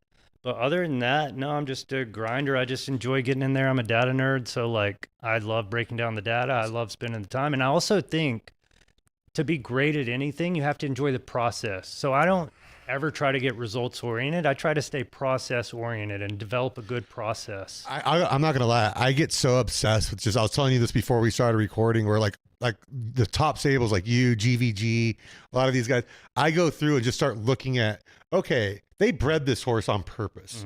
And I try and figure out what were they thinking on this generation? Yeah. What were they thinking on this generation? Like, how do you get from point A to point B over here? Yeah. And it's fascinating. I mean, I can get so lost in this. GVG is doing this in real life now. I know. We might see one of his horses at the Derby. I mean, he sends me these little pictures of his foals. They look so strong. Yeah. And he has a mage, a Kentucky Derby winner foal. He has an American Pharaoh foal, I believe. Oh, really? A Triple Crown winner. Yeah. Wow. Like, it is cool to see that, where you have someone who loves the digital game so much, has dumped a serious amount of capital into it. And the same, he's basically, it seems like he said, yeah, I got this. I'm going to try it in real life. Yeah, he said I got this a lot of different times in his life. So you can kind of see, he exemplifies I got this, So it's always cool. Like when we first started the game, I was really aiming to beat GVG, and even in Right Dirt, he's probably my biggest rival other than Blue Elder and now Zedge.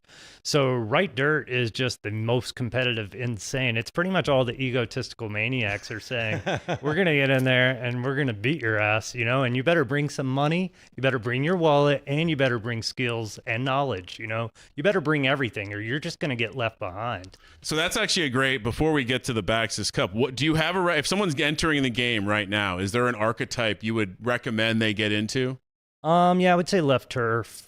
If I had to do it all over again, I would have got more left turf stuff. And I really built, I guess like December of last year, or maybe even before that, I just spent like 20K in 1 month just building. And I've had a lot of success. But I think, I don't know, maybe I wouldn't have been able to do that at the beginning. Maybe because I in my mind, I kind of put it on the back burner. And I was like, I'll get to that because I want to be in every preference. I want to own every major.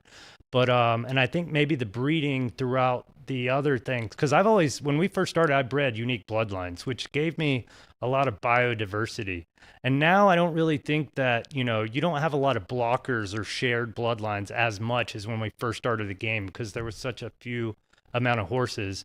But yeah, I would start left turf, but I would probably just I've did several streams with Cold Plunge recently where we just get in and we dig into things that he's learned, and it's really cool. We're going to probably keep doing these just because he just started. He had some capital, bought some horses. He talked about his mistakes. And I think that that's crucial, is just learn from the other people, but just get in the Discord. If you get in the Discord and you go talk to everyone in the community, we'll help you out. I'll help you out. I also would say, Mike over here, he's very transparent. Yeah. For the most part, you're willing to share most of the things you've learned in the game, which is huge because essentially your advantage, all the big stables' advantages, is that the proprietary information of playing the game for this long and understanding how it works. So, and with left turf too, I feel like that's one of the more interesting things because we've talked about these different preferences, how it's right dirt firm, right dirt soft. But left turf in the original Gen Zeros was the only one that didn't have left turf firm. Yeah, bug in the game or by design. Yeah, that's what I want to know. Bug. Yeah. It was a bug. So, but I agree. I mean, we're in left turf. You see the weakness in the general weakness in the horses, and you can see how there's definitely opportunity. Once we figured out that there was no LTF really from day one, we were like, well, if this is a good soft runner, let's open up its window of where we're going to put it. Anyone that comes into the game kind of comes with like a Web3 NFT, and they try to say all right, what is there not a lot of? So everyone that comes in the game is like, oh, there's no right dirt soft and there's no left turf firm. Let me go get those. Let me go build those. But that's the exact opposite of what you need to do if you're new to the game. It's hard. It's hard. Yeah, it's almost impossible. I just bred an LTF. What was it? Last season, it's going to be a 2-year-old, I think, starting next season, but it was kind of an experiment I did. It's really hard to make money when you're paving the path. It's like, and honestly, we've had just good low soft preference left turf horses that do fine because they crush the firm side. Yeah, so you're just hitting up 40%, the 20% rating odds. Yeah. All right, so Baxis Cup here about to start. Tutberry, that's a Discord legend. So we're basically, as a group, we're fading. Who's the stable that has all the horses? Beetlejuice. I'm not fading. No, I mean, why not? Let him win. He's crushing the leaderboards. And so the game has leaderboards where if you win a lot of claimers or win a lot of allowance and you're in the top 20, 30, you'll win $100-$200 a month for that horse. Again, it's like there's so many different avenues to get involved, almost like a number of different tournament selections. And here we go. We got 10 horses going off, and you'll notice the horses are turning the other way. It's like we've gone across the pond. This is the right way to turn. Although this is, there's debate there, but literally, right. This is if you've never been to Australia, they go left, they go right. This is a emulation of the simulation we're watching. It always throws me off because the numbers that you like to watch at the bottom here, Mike, are backwards. Yeah, that always gets me too. And you'll notice in these allowance races, which we have one more after this, the SGPn Classic, there is a weight essentially added to the horses so that all horses effectively are balanced. Yeah, higher grade's going to have more weight than a lower grade. So. Ray Lewis showing that killer instinct so far in this race. By the way, I really enjoy when you just name a horse after a former football player, especially when that football player happened to be throwing out a white suit with blood all over it and a screwdriver that one time. Allegedly. I met him, or kind of met him once, and it's terrifying, man. Here we go. Look at all it is cool when you have a lot of horses in one race and you see all your silks kind of charging around the turn. So here we go. Last turn when the race starts. Your screen's not broken. There's another Jaden Daniels. I love that name. I'm a Commanders fan. Oh, well, welcome back to the NFL. Yeah. We're always going to make everything circle back to the NFL at some point. Yeah, big NFL guys. I'm a Giants fan, so I'm also back. There we go. You're not back. Although I love Jackson Dart. Here comes Jaden Daniels falling apart. Hopefully doesn't happen in real life. Comes in third. You're going to need a lot of Baxis strength. Drop stable coming with the win. As a Giants fan this year. Knocking Beetlejuice off the perch there. He's still got some podiums. I like Mike coming at me with the football stuff. We'll have to revisit this. I do already have a Giants future in my pocket. Unfortunately. Oh wow, that's unfortunate. You might as well hedge out of that one. Bet on the Commanders double. Oh man, I will say that as a Giants fan, watching Jaden Daniels, he has something. Yeah. He has something that's more than just his physical ability. It's like the way that he scrambles with his mind and manipulates the defense is next level. Yeah, I mean, he's talked openly about his use of the virtual reality, and I think there's something there. I think he set it at a faster speed too. Yes. Yeah. And that's super sharp. You know, before I even played poker, I was really competitive at this game, Age of Empires. So I was kind of a nerd before even like the esports. I went out to California when I was like 15 to play in the World Cyber Games and got fourth. That's awesome. My freshman year, I won a bunch of money playing poker, but then I lost it all. So I went back to playing Age of Empires, and they had this tournament. I finished top 4 in America, and I got to fly to the game developers and sit with them and play test for 2 weeks and give them feedback on their new game. It was Age of Empires 3 War Chief. So if you have that manual, you'll see my name in the manual. So that's just a little tidbit about Mike Sowers. Well, I'm an old school, a medieval total warhead. So nice. Yeah, I know the struggle of building those empires, and you know, sometimes Ryan will hit me up and I'll be like, oh, I'm just over here conquering Eastern Europe today. No big deal. Well, I can really out-nerd both of you. A big turn-based guy back in the day, Master of Orion. Is that turn-based? Oh, is slow. Yeah. See, I thought real-time strategy. I saw some love from the. Oh yeah, everyone loves good-looking dudes in the studio. They're giving us with a smile on their face and Baxis on the desk. I was gonna say, and once again, shout out to Baxis. These bottles are beautiful. Bowser is gonna give us a report when he cracks these open at the home. I'm gonna drink them and then live tweet my reaction to drinking them. The SGPn Turf Club Bar out here in beautiful Las Vegas. We have one more race on the schedule. I'm going to win. I'm going to win this one. I tried my best to not involve these big stables. But we actually have, Bowser, we actually have a race or a horse in this next race, the SGPn Classic. We got the 2 favorites thanks to some bets I just fired on them. Very good. Well, we also, I backed one of our horses out of a weekly major. Again, they have lots of different. No, not scratch. Oh. I instead of something he qualified for, I said, let's save this guy. You're that confident, huh? Let's save this guy for the free. Well, purses weren't that far off. Okay, all right. So very similar. Yeah. But so we have. I'll pull up the field, but let's see how many horses ended up. I know there was a number of the big stables. Hopefully we don't get smashed. 15 horses, nice. So 12,000 Derby to the winner on this thing. That's a nice little payday. Well, I think you guys are weighting down my horse too. You're throwing a lot of weight on this guy. I'm pretty sure. Yeah. So it's an allowance. So it's going to be. S Plus will have carry 10 pounds. Now our horse here, the A Plus we have, and they're the only A Plus in this race, Inspector General. I think he's kind of closer to an S minus than we might realize, and with the weight there, that's nice. He could have something in this. Well, it is a good conditions. He's a soft runner. Our other horse, Bowser, is Pick 3, which is a firm runner, Fleet Figure 77S. So there's that's potentially a runner. I'll run through the and actually, if we could flip over to the paddock walk, we can take a look at some of these. But it's a 8 furlong left dirt. The conditions are good. And here we have it. Hopefully we have some stables we've never heard of before. Shout out Doughboy. GOAT in the game, has created a lot of viral moments. King Cone, the 7 horse. I met him in Philadelphia. I met him. Is he an there. Eagles fan? No, he's a Raiders fan. Oh, actually. no. Hey, our boy's best value in this. Blue Ribbon Bandits with Bated Breath, the 8 horse. Glossy Silks are so fire. Looney Tunes Stables, I like that name. Here for the day. Only one start here. Could this be a horse bought on the market just to enter in this free roll? Very possible.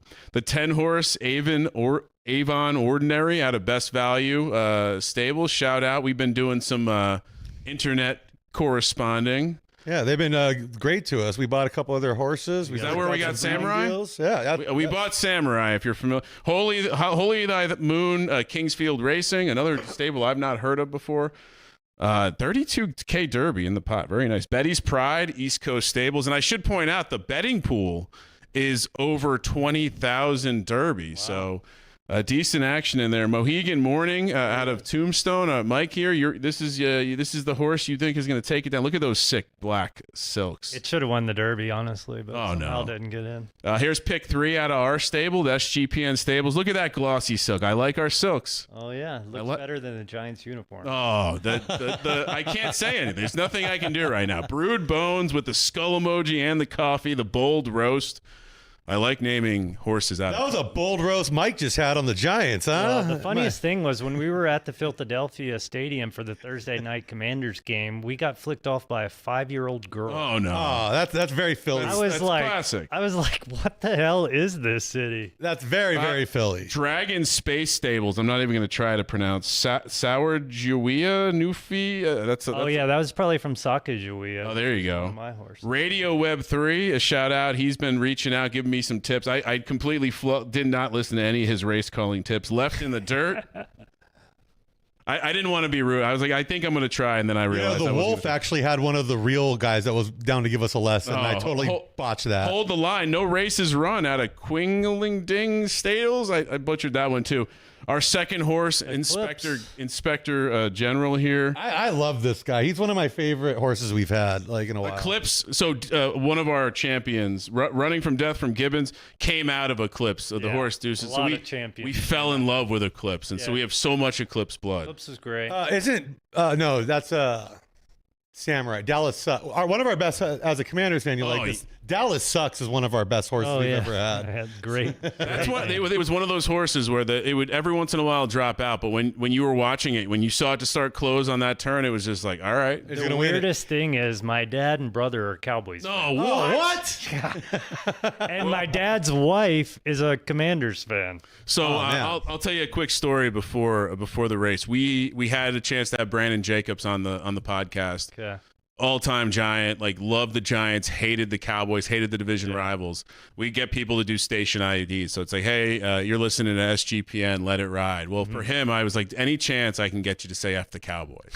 And so he goes, hey, it's Brandon Jacobs. Fuck the Cowboys. Nice. So you'll have that as a loop, kind of? A way to open the show. And it's just like... I love that. I just love the passion of actually hate, the generation when you actually hated your rivals. You weren't jersey swapping. Yeah, when I come on to talk about some football, we're going to just need a button that I can press for that one. So my normal co-host Sean Green, Eagles fan. I'm a Giants fan. I saw that. We hate the Cowboys, so we can have disagreements, but we can all agree. Last year was great. Oh, I mean, honestly, I'm growing sad that Jerry Jones will eventually leave us. Yeah, well, my brother is not. Yeah, he's looking forward to that day. Dak and Jerry, the two things the Cowboys fans hate the most. Dallas Sucks had 26 wins in 73 races. Not a bad little run for him. Dang. So real quick, while we're getting on to this free roll, is there any advice you would give to someone joining the game in terms of how to optimize what you're doing to take advantage of the free rolls? It's kind of a way to get, reduce that juice, reduce that vig in the game. Yeah, I always tell people go buy an S or an S. I mean, really go buy an S plus. A lot of them are on the market for what they got bred for, like $50, $100. And you're talking about, if you look at something that at least has 2 S plus parents, you kind of have a decent shot. I mean, not a decent shot, but you have a shot of competing for a major, And so really, if you go spend $100, $150 on a 7.5 star S plus, you probably can't go wrong. And at worst, you can run it in a $100 claimer, a lot of times. And if it doesn't do well there, you just keep going down. And you can kind of get out from your loss or whatever. But I would start slow, have 1 or 2 horse, race that for, a week or 2 before making another purchase. Because what happens is you get one and you don't know anything and you just buy a bunch. And then you're That's what we did. And then you're like, well, shit, none of these are even good. So now how do I get a good one? When you sign up for the stable, they do give you a free trainer horse, which it's not for real money, but you can kind of learn the ins and outs. And I kind of recommend people really dialing in that trainer horse and handicapping the races. Yeah. Because I think that's a really good way to get on board. Yeah, I've always told people, get in the game and just watch races for 2 weeks. Yeah. Do that and you run your trainer horse. Don't make any purchases. Just learn the game. Obviously, no one wants to do that. Yeah, I did that for about 2 months before I made the first purchase. Yeah, I was about a month and a half, 2 months. And my problem was my first trainer horse, I didn't realize the aging curve on it. So I did it a few months before. And then this thing was 8 years old when I started running it. So it wasn't very good. But then I did my second trainer horse, and that one started competing, and I started figuring it out from there. The game also evolves, and so starting small, like you're saying, trying to understand the different race categories, understanding the different kind of lanes they've created to, like, whether it's the claimer leaderboards or allowance leaderboards. But I found that, like, in the early days when we only had a half dozen horses running, I was much more dialed into, like, the specific mechanics of how the races are working, the type of race you want, understanding the ladder of races. Yeah. And then, honestly, I think, even then we probably overextended too quickly, because then you think you know what you're doing, you want to apply that theory, and you end up going too far in that direction. The pendulum swings all the way out here, and it's like, oh, let's shift it up. Preferences matter more than we think.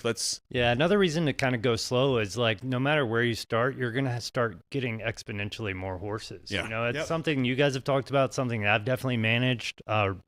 Well, not well, I don't know, that's debatable, but yeah, it's something that can happen quickly, no matter, even if you buy 10 horses. And a lot of people, I think the biggest mistake that new people do is they come in and they just buy a stud to use in-house because they see that they get 50% off. I've said this so many times. And opportunity cost matters so much in this game that instead of buying that stud, you probably could have went to a close to top tier stud one time with your best mare and got a better outcome than you have. And really, I mean, I only breed with my studs if they're like the best horse, so, like, a lot of times I'm breeding to the best horses out of pocket, paying a little more just because the opportunity cost for not doing that puts you behind the curve. That's the biggest thing that we've learned is, like, our in-house stuff is for these, like, generational walls we're building, these in-house experiments. But our allowances too, it's very convenient for that. Our top,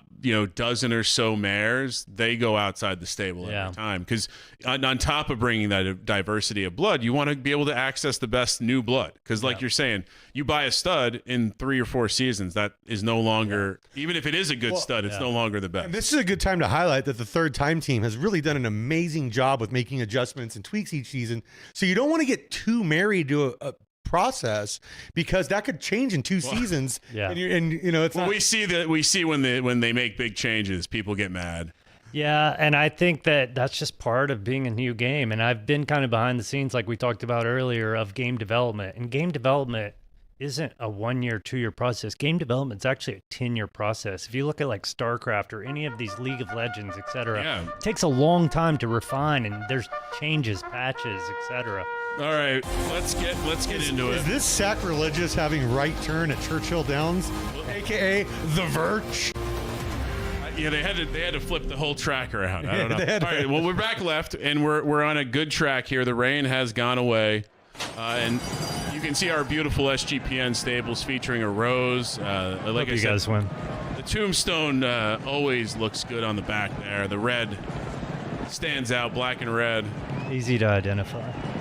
And I'm a big Davey Allison fan, so those colors are kind of the inspiration for those. All right, pick 3's hanging around here. Kind of not. Go Doughboy. All right. I'm going to say there's some early speed in the race as we enter the back stretch. He would probably be like, "Oh, I don't want to be out front right now. I never want to be This is the worst place to be." You've only had one horse that really ran up at Dallas Sucks, and everyone else, it's like, if they're up front, I feel like they're going to eventually fall down. Yeah. Oh, Inspector General starting to make a little move here. King Cone is really stretching a nice lead here. The S- zone for these allowances does seem strong. Yeah.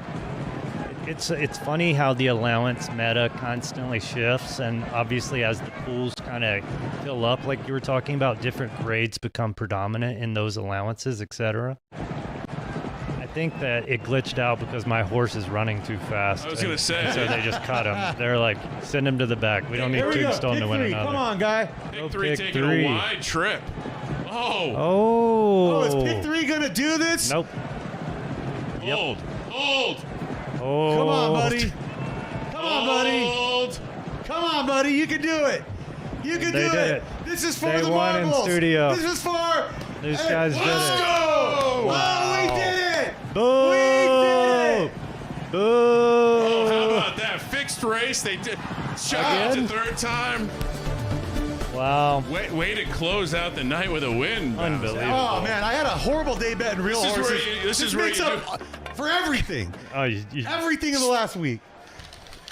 All right. Well, This is look what at I'm that doing with beautiful this SGP. season. Hey, and Inspector General did finish 4th there. Oh, very nice. Very nice little for run us. for us. Yeah. Wow. Yeah, this is what I'm doing with yes, this season. yes. Throwing it away.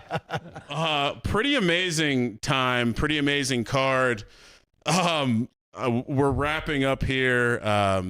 Man, I unfortunately we weren't able to get in touch with the third-time guys out in Kentucky. It sounds wet. like it was too sloppy, and as you would expect, I would imagine the internet was just not handling all those drunk Louisvilles. When we went to the Derby, getting out of the Derby in the infield was a nightmare. It was like you're replacing the person step in front of you. And I was like, why didn't we just wait? But we were kind of eager to get out of there and go. My mom went with us, so we were kind of wanting to go drink somewhere else. But yeah, I was like, I think going back to the Derby, I want to sit in the box, have a different experience. It kind of reminded me of an infield of a NASCAR event almost. I've heard it described as that, or like an electronic music festival, or like a Yeah. music Well, I've been to festival, those, too. where you're in this just sea of people where it's I'll tell you guys off air, but I have a great story of Santa Anita of actually being invited just from a random guy. Come sit in my owner's box. Oh, wow. And I sat in there, and then his horse ended up winning, and I got invited down to the winner's circle. Dang.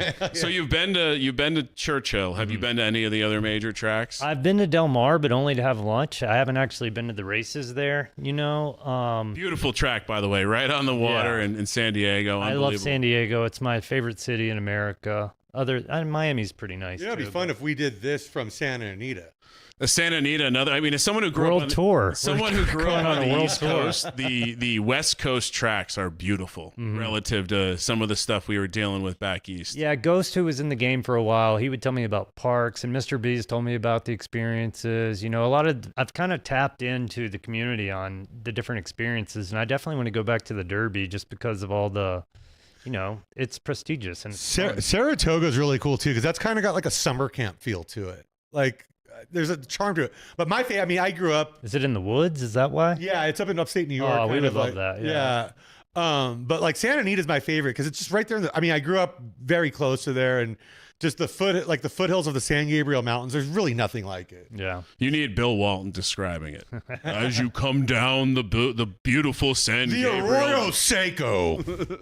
All right, guys, listen, great time.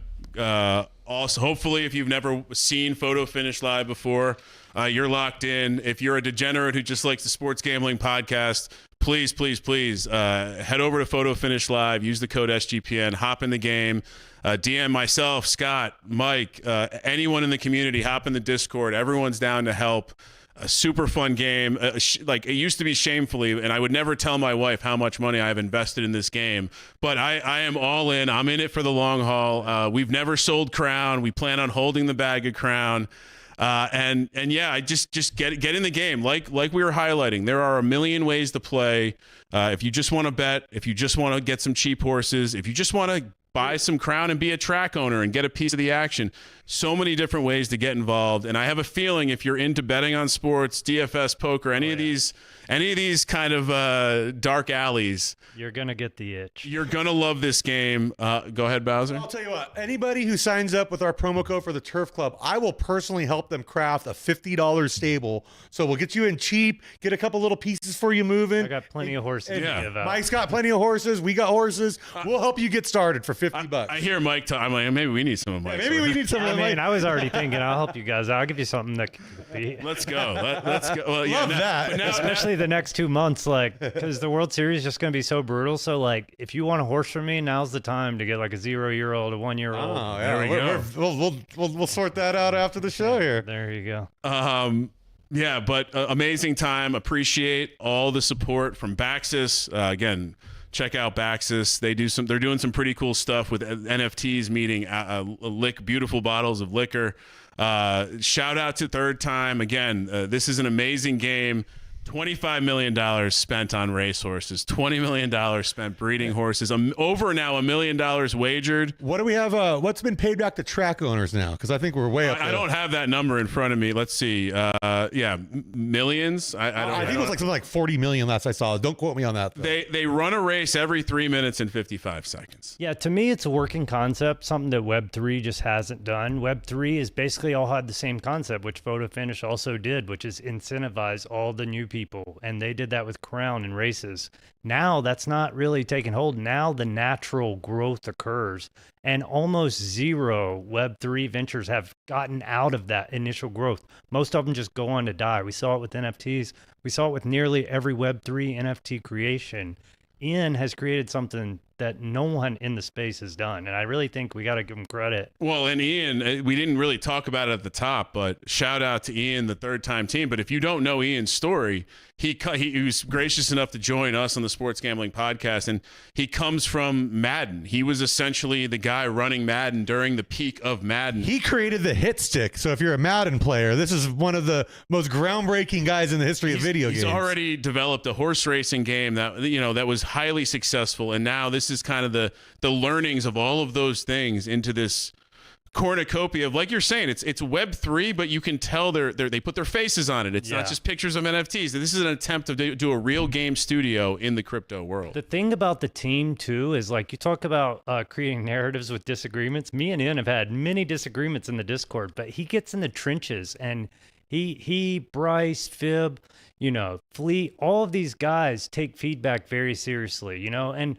a lot of us are like, oh, they need to make changes quicker, etc. But no matter what, they're always listening, and they're always giving you feedback, and they make you feel appreciated. And I think, like, that's unlike any other game I've ever played. I've never been able to talk to the CEO, nevertheless talk shit to the CEO, and him still be cool with me, and we could be cool even though we're disagreeing on some dumb thing that probably doesn't like even matter. Joint idea that, like, different ideas of how to get there, but everyone's on the same And that's path. what makes Ian great, is that he's willing to do that. He's willing to do that, and I think that's important. I think that's why I've been able to go be a face of this game and put it out there. Like, I've never did that in poker and DFS, and kind of share the stuff, because I know that it takes all of us kind of doing that to grow the game. And I think that all of us in the game want the game to grow, because we all see the ceiling and the magnificence and the amazing complexity that really adds brilliance to the game. Well, and just to bring it back to football real quick, Ian's done something a guy like Roger Goodell would never do, and that's, like, really open up a line of communication with his player base. Player safety. How about we do 18 games? and honestly, like, they've been very great. Like, this whole thing, the way that this whole show came down, like, very much on the back of Third Time taking a chance on us. Yeah. And, we're going to continue to pay it back. Scott and I will continue to be doing a photo finish live themed show weekly on the Sports Gambling Podcast airwaves. We'll have members from the community. We'll obviously have a Tombstone Mike back in the future to talk shop, maybe a little bit more detailed. Check out Mike's streams. Like I said, it's very much an informal kind of conversation about something, almost like a informal TED Talk about the game and what you've learned from the game, and what your interviewee has learned or is learning from the game. I think I'm the layman, like, when people hear me talk, they're like, that guy can't be that smart, but somehow I can put it into something that everyone can kind of understand. But I just appreciate you guys having me here. I appreciate the Win having us here. Bryce, thanks for inviting me on here to meet you guys, hang out. I really enjoyed it. I think it was amazing. I'm excited about the future. Yeah. And so with that, Scott, anything to close with? No, I just wanted to thank everybody at Third Time and thank Mike for coming down. This has just been amazing. Like, when I gave you the Shark Tank pitch of us starting a stable together, I never would have thought we would have got to this point, and we won the first SGPn Classic. I know, and I wish I had listened either 12 months earlier or we had waited 12 months later. And that's the thing. I love the game, and I got in at the worst time. Although it's like real estate. Yeah. The best time to get in was 40 years ago. Yeah. The second best time? Right now. So with that, thank you to Third Time, Ian, Bryce, the Ryans, everyone who's helped out behind the scene, making graphics, coordinating this, getting this set up. Shout out to the guys behind the glass, Antoine, Brian, Nick. I've been working with these guys for years. And Baxis for hooking us up. Best in the business. Thanks to Baxis. And with that, tune into this. If you are an NFT bro or lady, check out the Sports Gambling Podcast. We're live daily talking sports gambling, whatever sports you're into, we're covering it. And thank you to you guys. Thank you, Mike, for coming out. We had never met before this. Really awesome time. Went well. Bowser, you'll hear from us in the future. as we need to get back to our horse fornicating. It's we're less than a week. Just for all the perverts out there, you don't actually get to watch it in the game. Okay, you don't watch it. You just make the babies. So with that, and again, special thank you to the team behind the glass. We put together a slightly more complex show than normal. They nailed it. Home runs all around. Shout out to Pick 3 for winning the SGPn Classic. Shout out to all the stables who won majors tonight. And for that, for Mike, for Scott, I'm Ryan Real Money Kramer, and let it ride.